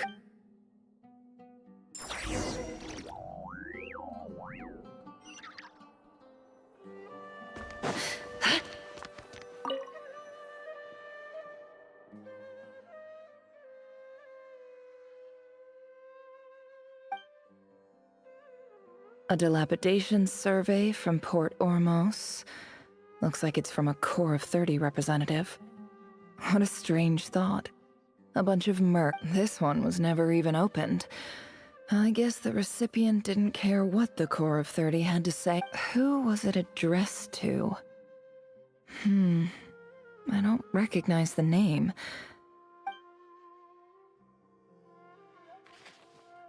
This one is addressed to the Immorta Sage. The title is Changes Observed in Satyavada Life Symptoms. Why do all these letters read like full... Guided by the incense, we became lost somewhere in the forest. All the barriers between levels of consciousness disappeared as our minds soared around in circles, looking for a branch to seek refuge. In clinical terms, these symptoms fit the description of incense poisoning. The Immorta Darshan strictly prohibits the use of hallucinogenic substances, but I believe there are still people getting away with it. For example, my neighbor who always breaks out into song and dance after using incense. This seems like something the academia would want to know about. Why wasn't it Wait, what's this written on the back? The note says, the sender authored this letter while under the influence of mushrooms. I would send it back, but no return address was provided. Stamped by the Grand Conservator of... This next one is addressed to... A few words of protest regarding recent changes in recent years. The academia has taken on a small number of students from the desert region, as per the policy to this effect. However, it appears to me that these students have not, in fact, been provided with educational opportunities that are, in any meaningful sense, equal, as well as receiving dumbed-down assignments and perfunctory tutoring. They do not even have full access to the education is the fundamental purpose of this institution, which should go without saying in a nation whose founding virtues are knowledge and wisdom. I ask you, is the lip service we pay to the policy of education for desert students truly the standard of pedagogy to which the academia aspires? As Grand Sage, policy decisions are your prerogative, But do not forget your roots. You and I were once students too, as was everyone else in the— I do hope you will give some serious attention to this matter. I encourage you to discuss issues like— Great letter. Shame it didn't get to where it— And the sender is— Huh? Sage Cyrus of Spontamod. I didn't realize anyone else even knew how bad students like me have it in this place. So this is where letters from the Sage of Spontamod end up? Nice one, Grand Sage. Really enlightened. Whatever. This isn't what I can— I'm not exactly holding out hope. I can't believe how much discarded mail there is. Must have been years since someone last went through it all. And this is just one box. The whole House of Dana is boxes on shelf. I don't believe for 1 second that any human being has sat down and read through all the documents in this place. Wait, could this be—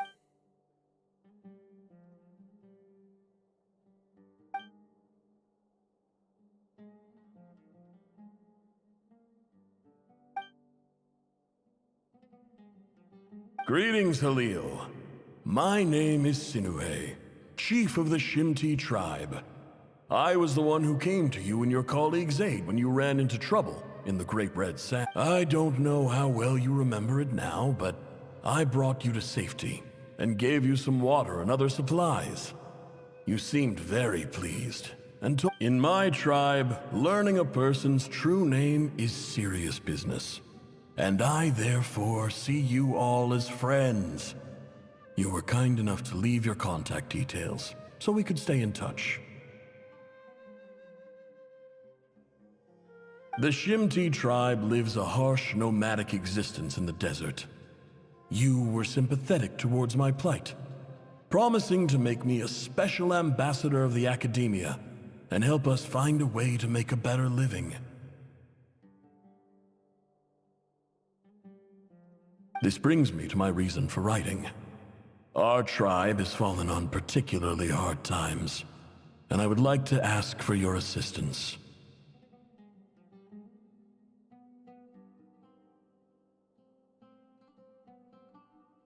There was a terrible sandstorm a few days ago, which blocked up the well in our land.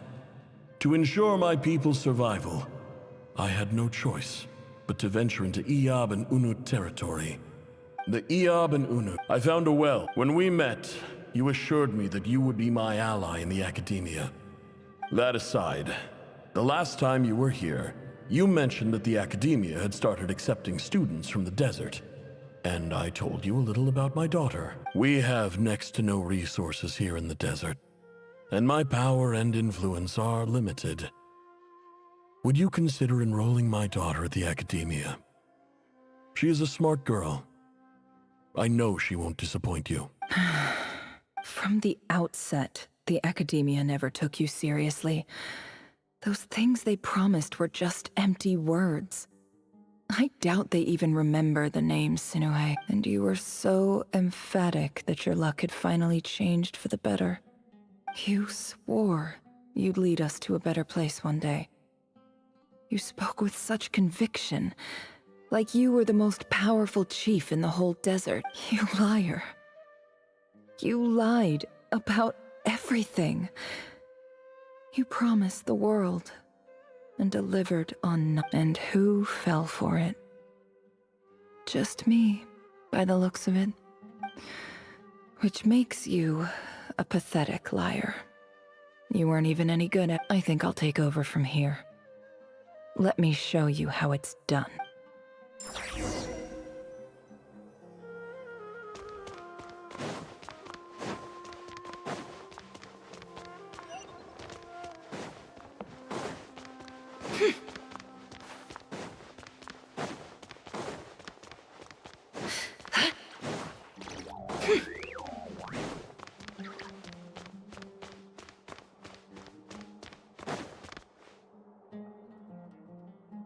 I just came to say goodbye. Thanks for everything you've done for me in my time here. Nefer? You packed your bags. I'm quitting. Something's come up in my hometown. Gonna head back and deal with it. Huh? But this was a hard-won opportunity for you. You know that better than I do. It was. But it doesn't matter. I have more important things to deal with, and they can't wait. Oh, and I didn't want to overfill my bags, so I left some incense on your desk. What's wrong? I thought you liked incense. Although, I did read somewhere in the House of Dana that it has hallucinogenic effects. Don't use it all at once. Isn't this the stuff you brought from your hometown? You're just letting me have it? But you said it's a rare and valuable... Yeah, I lied. It's not rare at all. There's this bunch of ruins near my hometown that are practically overgrown with this plant. It's not worth much. Keep it. But never... All right, that's all from me. You take care.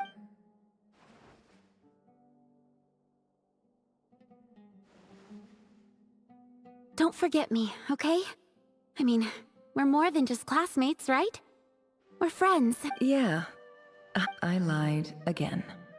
That incense is worth a fortune, and it's a rare find even in those ruins. And as for remembering her, I have far too much to do when I get back. Note, I'll be lucky if I even make it through this alive. But either way, I expect I'll forget you pretty quickly.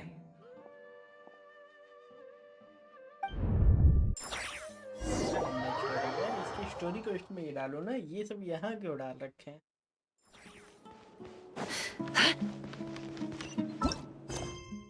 देखो, ये story को इसमें डालना चाहिए इन लोग को.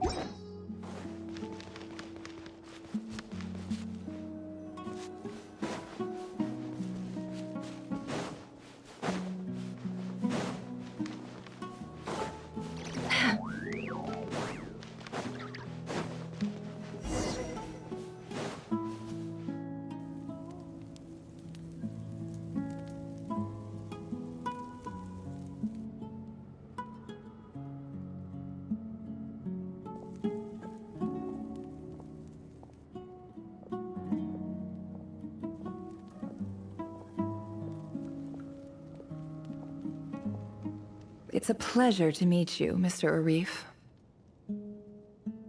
So, what does the Academia want? Since they've sent their special ambassador, I assume there's a big business deal to be made. If not... Please, sir, lower your blade. You're lucky I'm the one they sent. Not all special ambassadors share my admiration for the Iab people. The ever-shifting balance of power in the desert reduced the once great civilizations of this region to rubble and sand. But the story of the Iab has a very different trajectory. Others grew weak, but you grew strong, beginning in obscurity and moving to prosperity. You're the only ones who defied the So, you do know who you're dealing with? This well is the perfect symbol of your strength, is it not? It used to belong to the Unut, but it looks like you have control over it now. You're not wrong. But I'm sure you didn't come all this way just to flat... Of course not. I came to bring you some very good news. Some information that recently came to light, which might just be your ticket to freedom. Records uncovered by the Vahumana Darshan show that a certain well currently under Iab control is built on top of some ancient ruins. These ruins are of great archaeological interest to the Academy. I checked the map carefully on my way over here, and I'm confident that this is the well in question. The Academia is offering 50 million mora in return for excavation rights.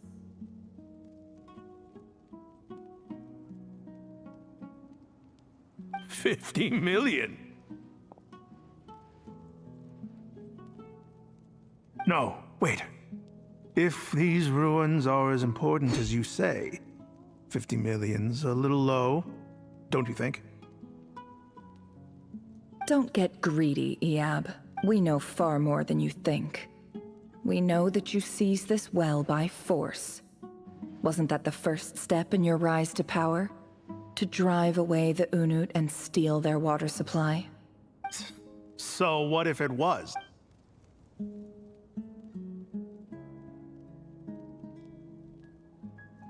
Don't worry.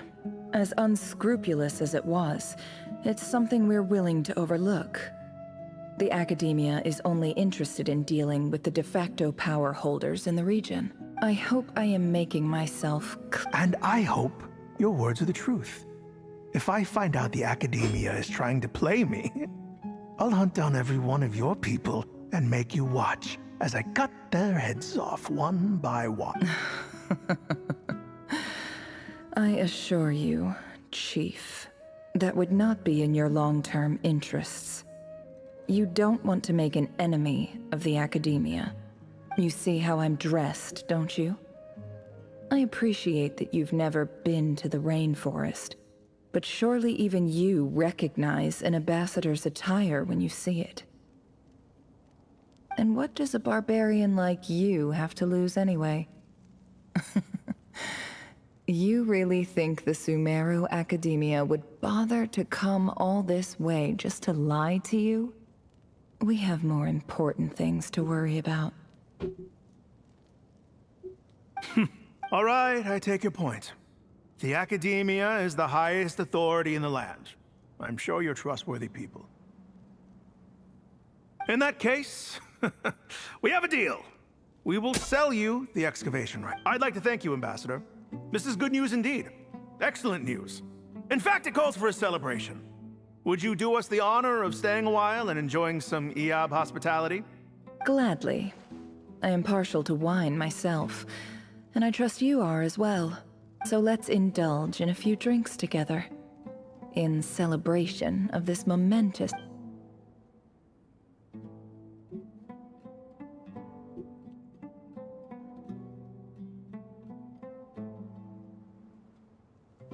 Chief! Chief, it's an emergency! It's the Unut. They've taken the well. What? Well, don't just stand there. Take it back. Yes, Chief. I have every confidence in the EAB's military superiority, and yet... What is it? The Unut's response was alarmingly fast. The day after we reach a deal, they seize the well. This can't be a coincidence. Perhaps there is a traitor in your midst. I don't... I am obliged to remind you, Chief, that the Academia will only deal with the de facto power holders. If you cannot regain control over the well, I'm afraid you won't see a single mora of that 50 million. No! Please, Ambassador, just give me some time. I swear the Unut will not get away with this. That well is ours. And so is the mora. Glad to hear it. I will wait here for an update. If there is a traitor, I will find them. In the meantime, make yourself at home. I'll report back as soon as I have...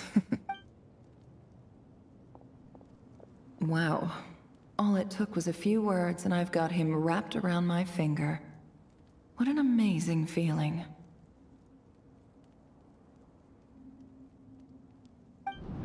So, in summary, Ambassador, the Academia would rather negotiate with our tribe instead of the EAB, yes? The EAB are ruthless murderers who don't listen to reason. And now they have the gall to interfere in our research projects in the desert region. So let me ask you, Chief, if you were the Academia, what would you do? Kill them all. Precisely. The Academia does not tolerate those who stand in our way. The EAB have held back our academic pursuits for too long, and our patience is wearing thin. At the same time, there is simply no way that the Academia can be seen to be intervening in desert affairs. I'm sure you understand where I'm coming from. We have our own rules out here. If the rainforest dwellers raised arms against a desert tribe, you'd start a bloody war. Right. We can't confront them ourselves, but we can support their enemies. The Unut have always had strained relations with the EAB. Natural allies. Weren't the EAB your allies once? You were quick to send them after us to protect your interests back when we stole that water. And now look at you. You're at each other's throats. Let me be clear. The Academia wishes to collaborate with the legally recognized rulers of the desert in this matter. We are asking for excavation rights to that well, and our offer is 50 million mora. Say no more. I believe we have an Good. Then I suggest you get to work. Get us access to that well, and the mora's yours. You see, Dad?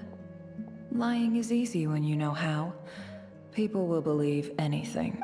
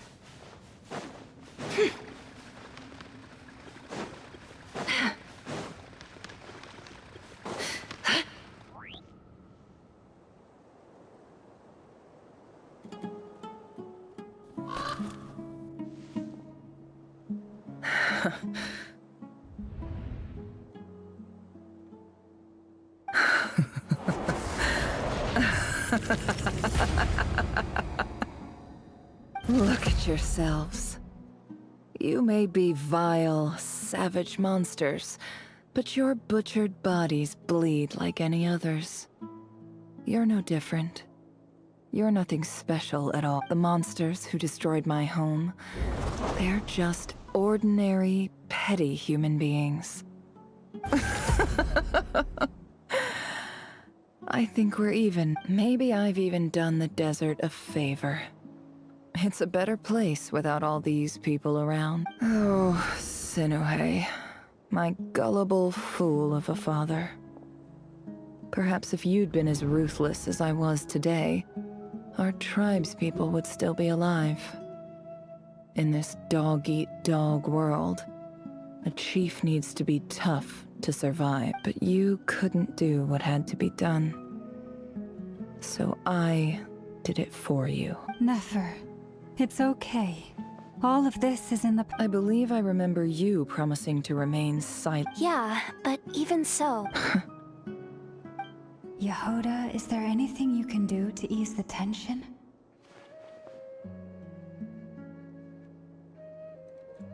Alright, time for a sharp turn onto a completely different topic. So, anyway, that's enough of that. When are we getting out of this place? Feels like we've been walking forever. I'm getting pretty tired. Oh, Lauma, you tired? Yes. If we can find somewhere to sit down, I could certainly do with a rest. It's not far now. There should be a temple just up ahead. Yes. Really? A temple?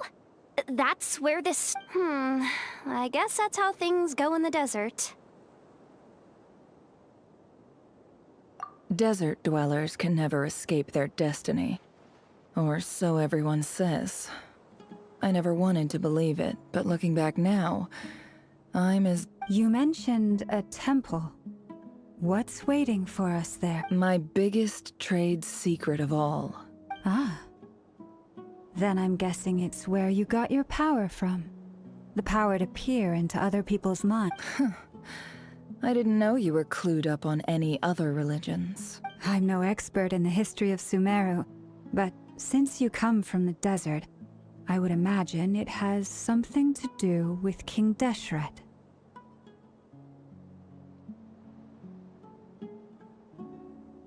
Sounds impressive.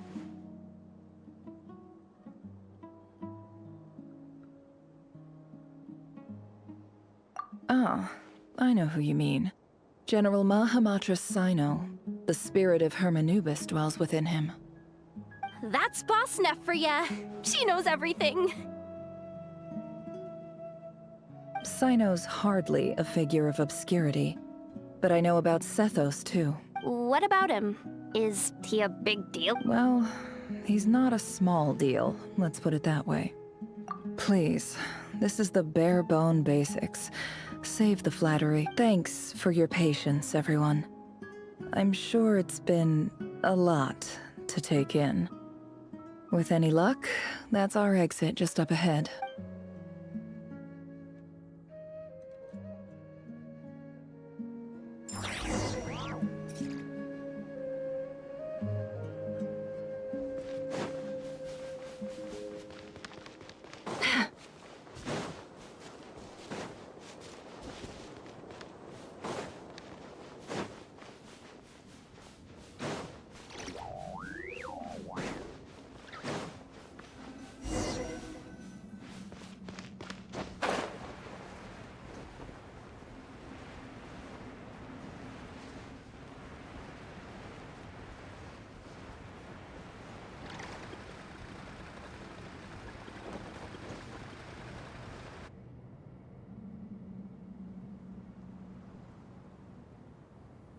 Uh-oh. Uh-oh. I'm totally out of my depth here. I don't have anything to add about any of this stuff. Like, look at that statue, for instance. I want to do the whole name-dropping, this girl knows her stuff thing too, but I've never seen anything like it before. A statue with the head of a bird. That's Thoth, the Ibis King, one of the 7 pillars of King Deshret. The legends say that he, the Crocodile King, and the Goat King were the 3 retainers of King Deshret. Let's take a look.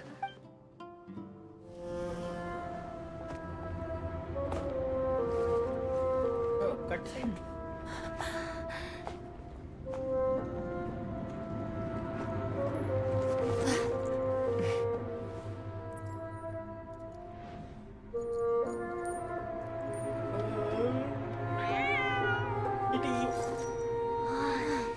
It's just Ashru. So, all is well?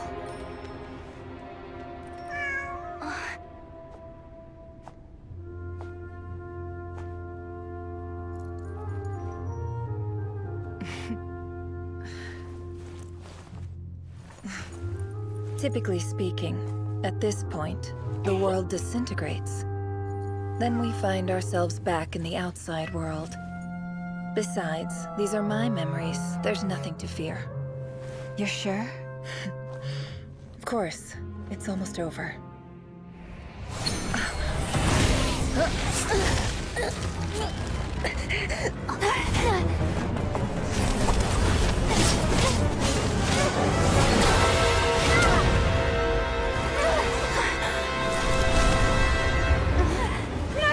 Hold on!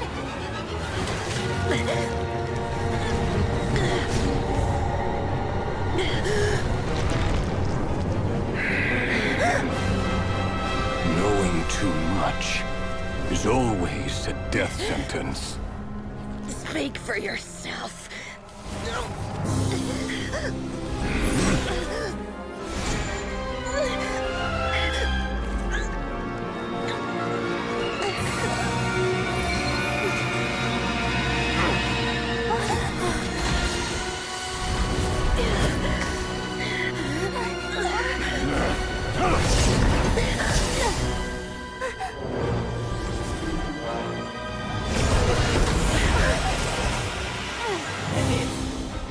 How repulsive.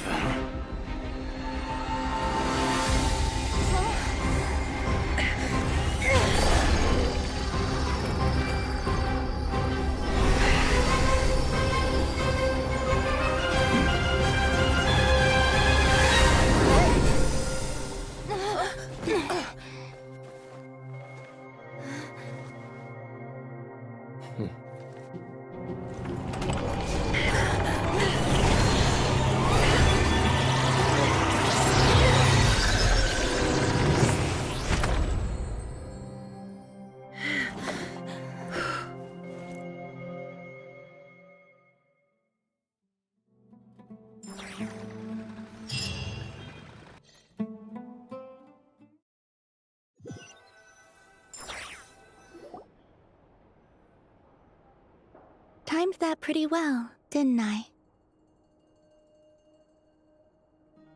It's okay. I'm just glad no one was hurt. Paimon noticed you doing something too, Dainsleif. Were you helping get them out? Of course. When I asked Nefer to conduct this investigation, I was not naive to the dangers involved. I had a duty to ensure your safety. Good to know your sense of justice is still intact after all these years. I take that to mean that you saw the truth. That comes as a great relief. I certainly did. And thanks to your help, I also managed to trap Rerir inside the chess set. Whoa, really? How'd you manage that? Well, to be honest, I sensed that something was wrong long before we made it to the temple. By using this fragment to probe into Rerir's past, well, the monster formerly known as Rerir, it seems I alerted him. I was tracking him, then he caught on and started tracking me too. Can't say I'm surprised.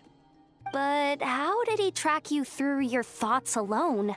That shouldn't be possible. Rerir was a secret agent who reported directly to the Vinster King. He is an expert at finding a trail and hunting down his pursuers. No wonder. He infiltrated the chess set, read my thoughts, and built a new virtual chess set inside of it. That's why we weren't able to leave at first. Speaking of your chess set, it's quite a remarkable item. Would I be right in thinking you have some connection to King Deshret? You overestimate me. I only have a connection with one of his underlings, the Ibis King. You all saw how this came to be. A long time ago, the Iab massacred my tribe, the Shimti, in our home village. The Unut and the Iab fought a bitter battle over the rights to a well, all for the sake of a non-existent 50 million mora. The Iab ultimately won that confrontation, but their victory came at the cost of almost every warrior in the tribe. The final blow to the Iab came at the victory feast, when an Unut assassin beheaded their chief right before my eyes. The remaining Iab fled and have been scattered to the winds ever since. Having gotten my revenge, I returned to my hometown, where to my surprise, the nearby temple was still standing. There it was, seemingly immune to the relentless hostility of the desert, while my tribal home lay in ruins. As I stood there gazing at the temple, I noticed a cat just outside. This cat, as it turned out, was home to the spirit of the Ibis King. He led me to a gate deep inside the temple, and there he made a deal with me. This chess set is my gift from the Ibis King. The chessboard within is made to the same specifications as the one in the mausoleum of King Deshret, and represents his power of piercing analysis. With this chessboard in its container, I gained a certain ability to perceive hidden secrets. Now, you could conclude that the Ibis King simply wanted to give the people of this world the power to seek the truth, but I don't believe that's the full story. Every god plays favorites. Their hearts are as fickle as any human's, full of secrets, perversions, egotistical tendencies. But precious few gods are willing to admit this. It is the same with all powerful forces, including fate itself. Their gaze falls preferentially upon a select few. As you rightly point out, this is an act of favoritism. If you're alluding to the Abyss, then yes, I agree. Gather the others. It's time to share everything I've learned.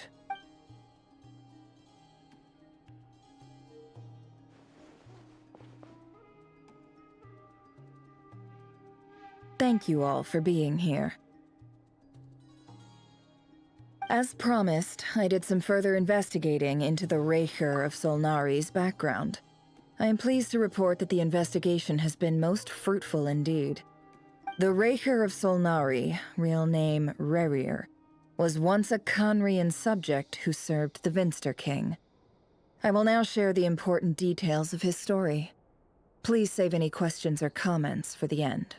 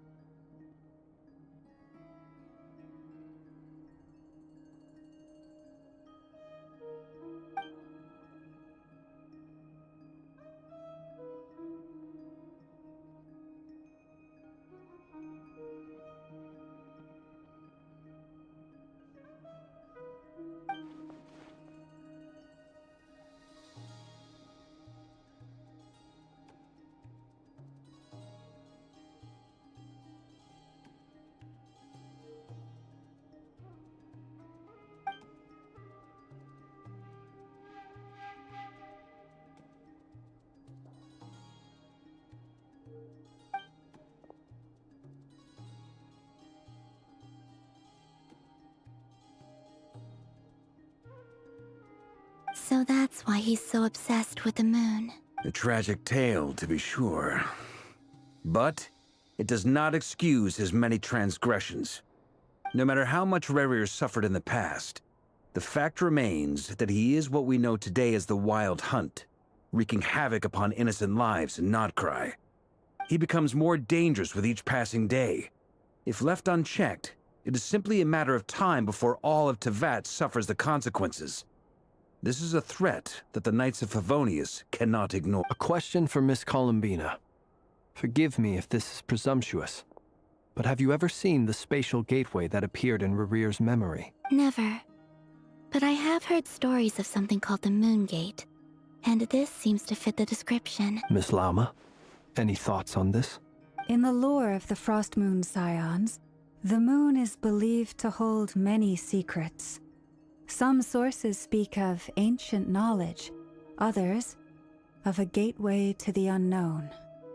The term Moon Gate is one I have heard before, but as is the case with all of our legends, there are no records of any first-hand witnesses.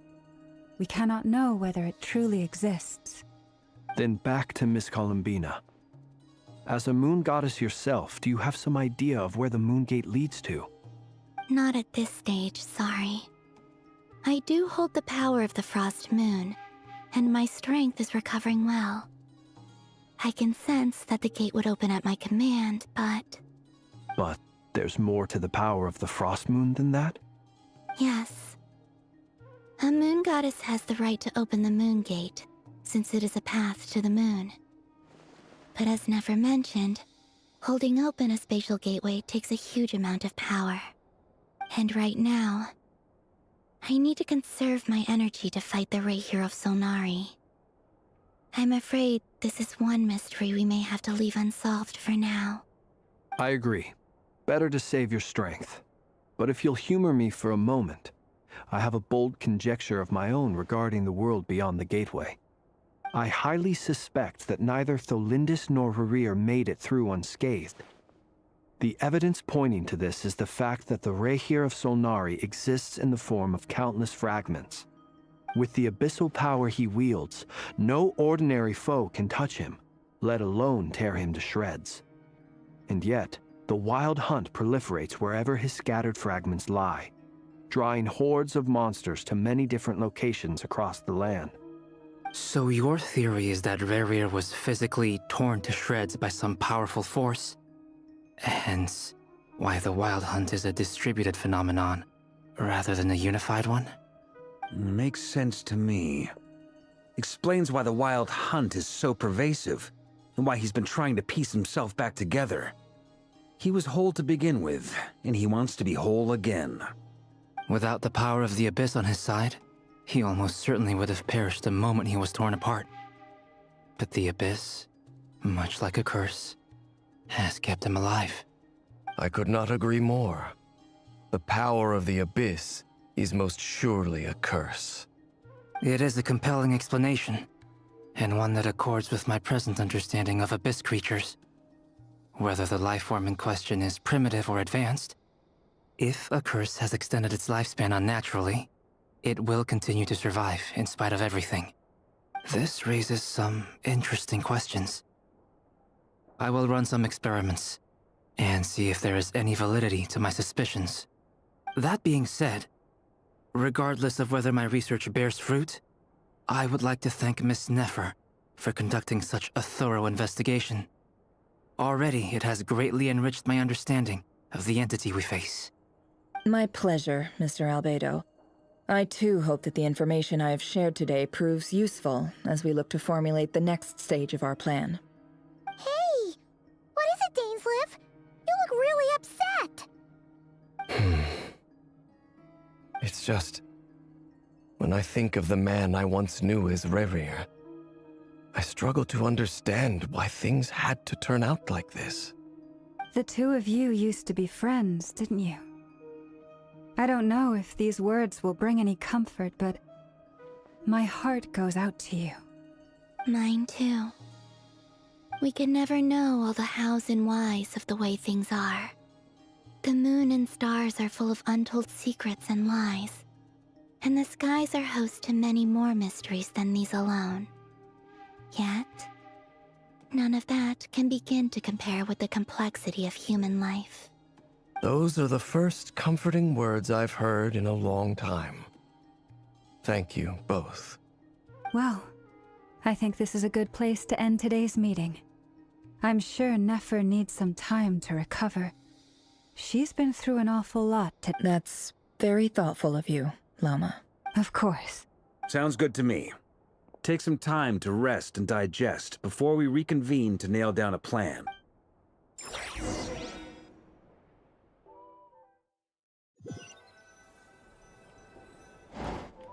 Hey, is this a bad time? Hope I didn't kill the conversation.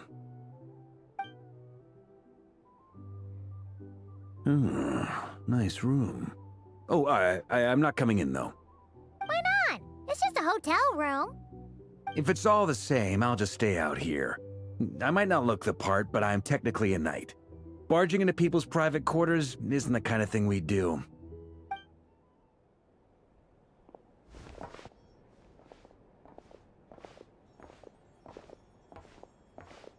Anyway, Nefer went back to the curatorium to get some rest. But before she left, she shared some things with me that I thought you should be aware of.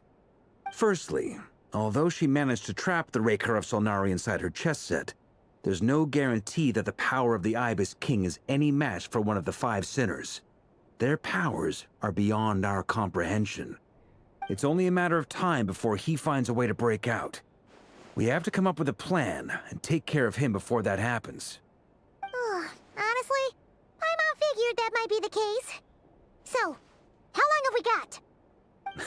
Well, I asked her that same question. She talked for a long time, but for the most part, it seemed like she was trying to convince me how precious her chess set is, and what a long and storied history it has. It felt like some kind of sales pitch, you know? The kind where you end up handing over Mora against your will? Anyway, after all that, she finally answered the question. 2 days, at most. 2 days? Holy moly! Can we even recruit enough help in that time? That remains to be seen. Which brings me to the second issue. Dainsleif is obviously conflicted about this whole thing. But given how little time we have, there's no way we can pull this off without his help. You have some history with him, right? Do you think maybe you could talk to him for us?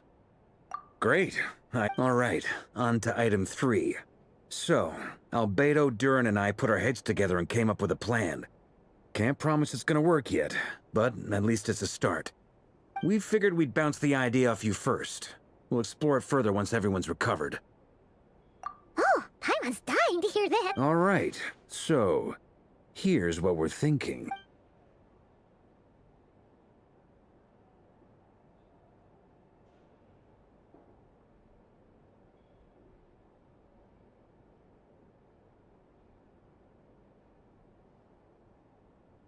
We felt a little uneasy about roping you into this. I mean, firstly, you're not locals, and secondly, none of us are your boss. You're well within your rights to refuse if you so choose. Roping us in? Why would you even say that? We know the stakes here. It's all of us against the Rayher of Solnari, or none of us stand a chance. I choose my words very intentionally, I'll have you know. I like to think there's an art to striking a down-to-earth tone even when the stakes are through the roof. Sir Varka, I have a few thoughts about this plan. I'm all ears. I think we can be more flexible with how the roles are allocated. In my view, the most sensible lineup would be like this.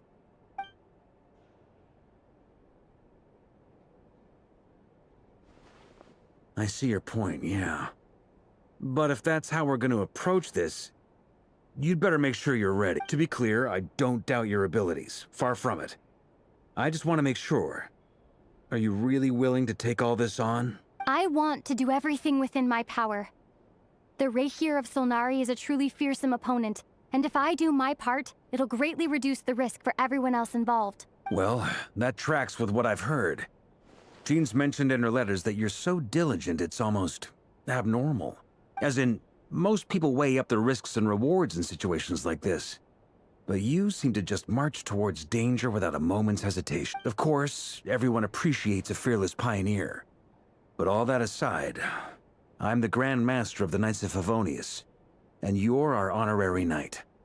I want to make sure your courage doesn't come at the expense of your safety. Thank you, Sir Varka. I should be the one thanking you. It means a lot to have you on board. I'll give some serious thought to your...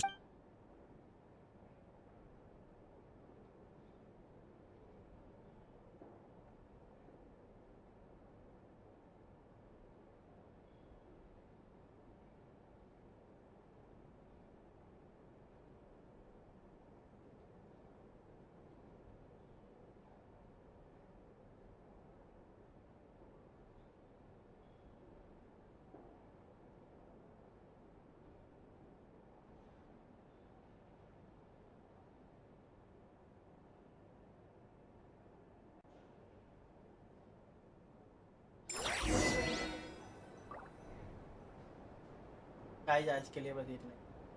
12:30 बजे रात के आगे की stream को कल करेंगे। तो मुझे बहुत तेज नींद आ रहा है। आगे की स्टोरी क्या हो रही है मेरा कुछ समझ में नहीं आ रहा है मुझे इस समय। तो चलो आगे की स्टोरी हम बाद में करते हैं। आज के लिए बस इतना ही। Tata bye bye.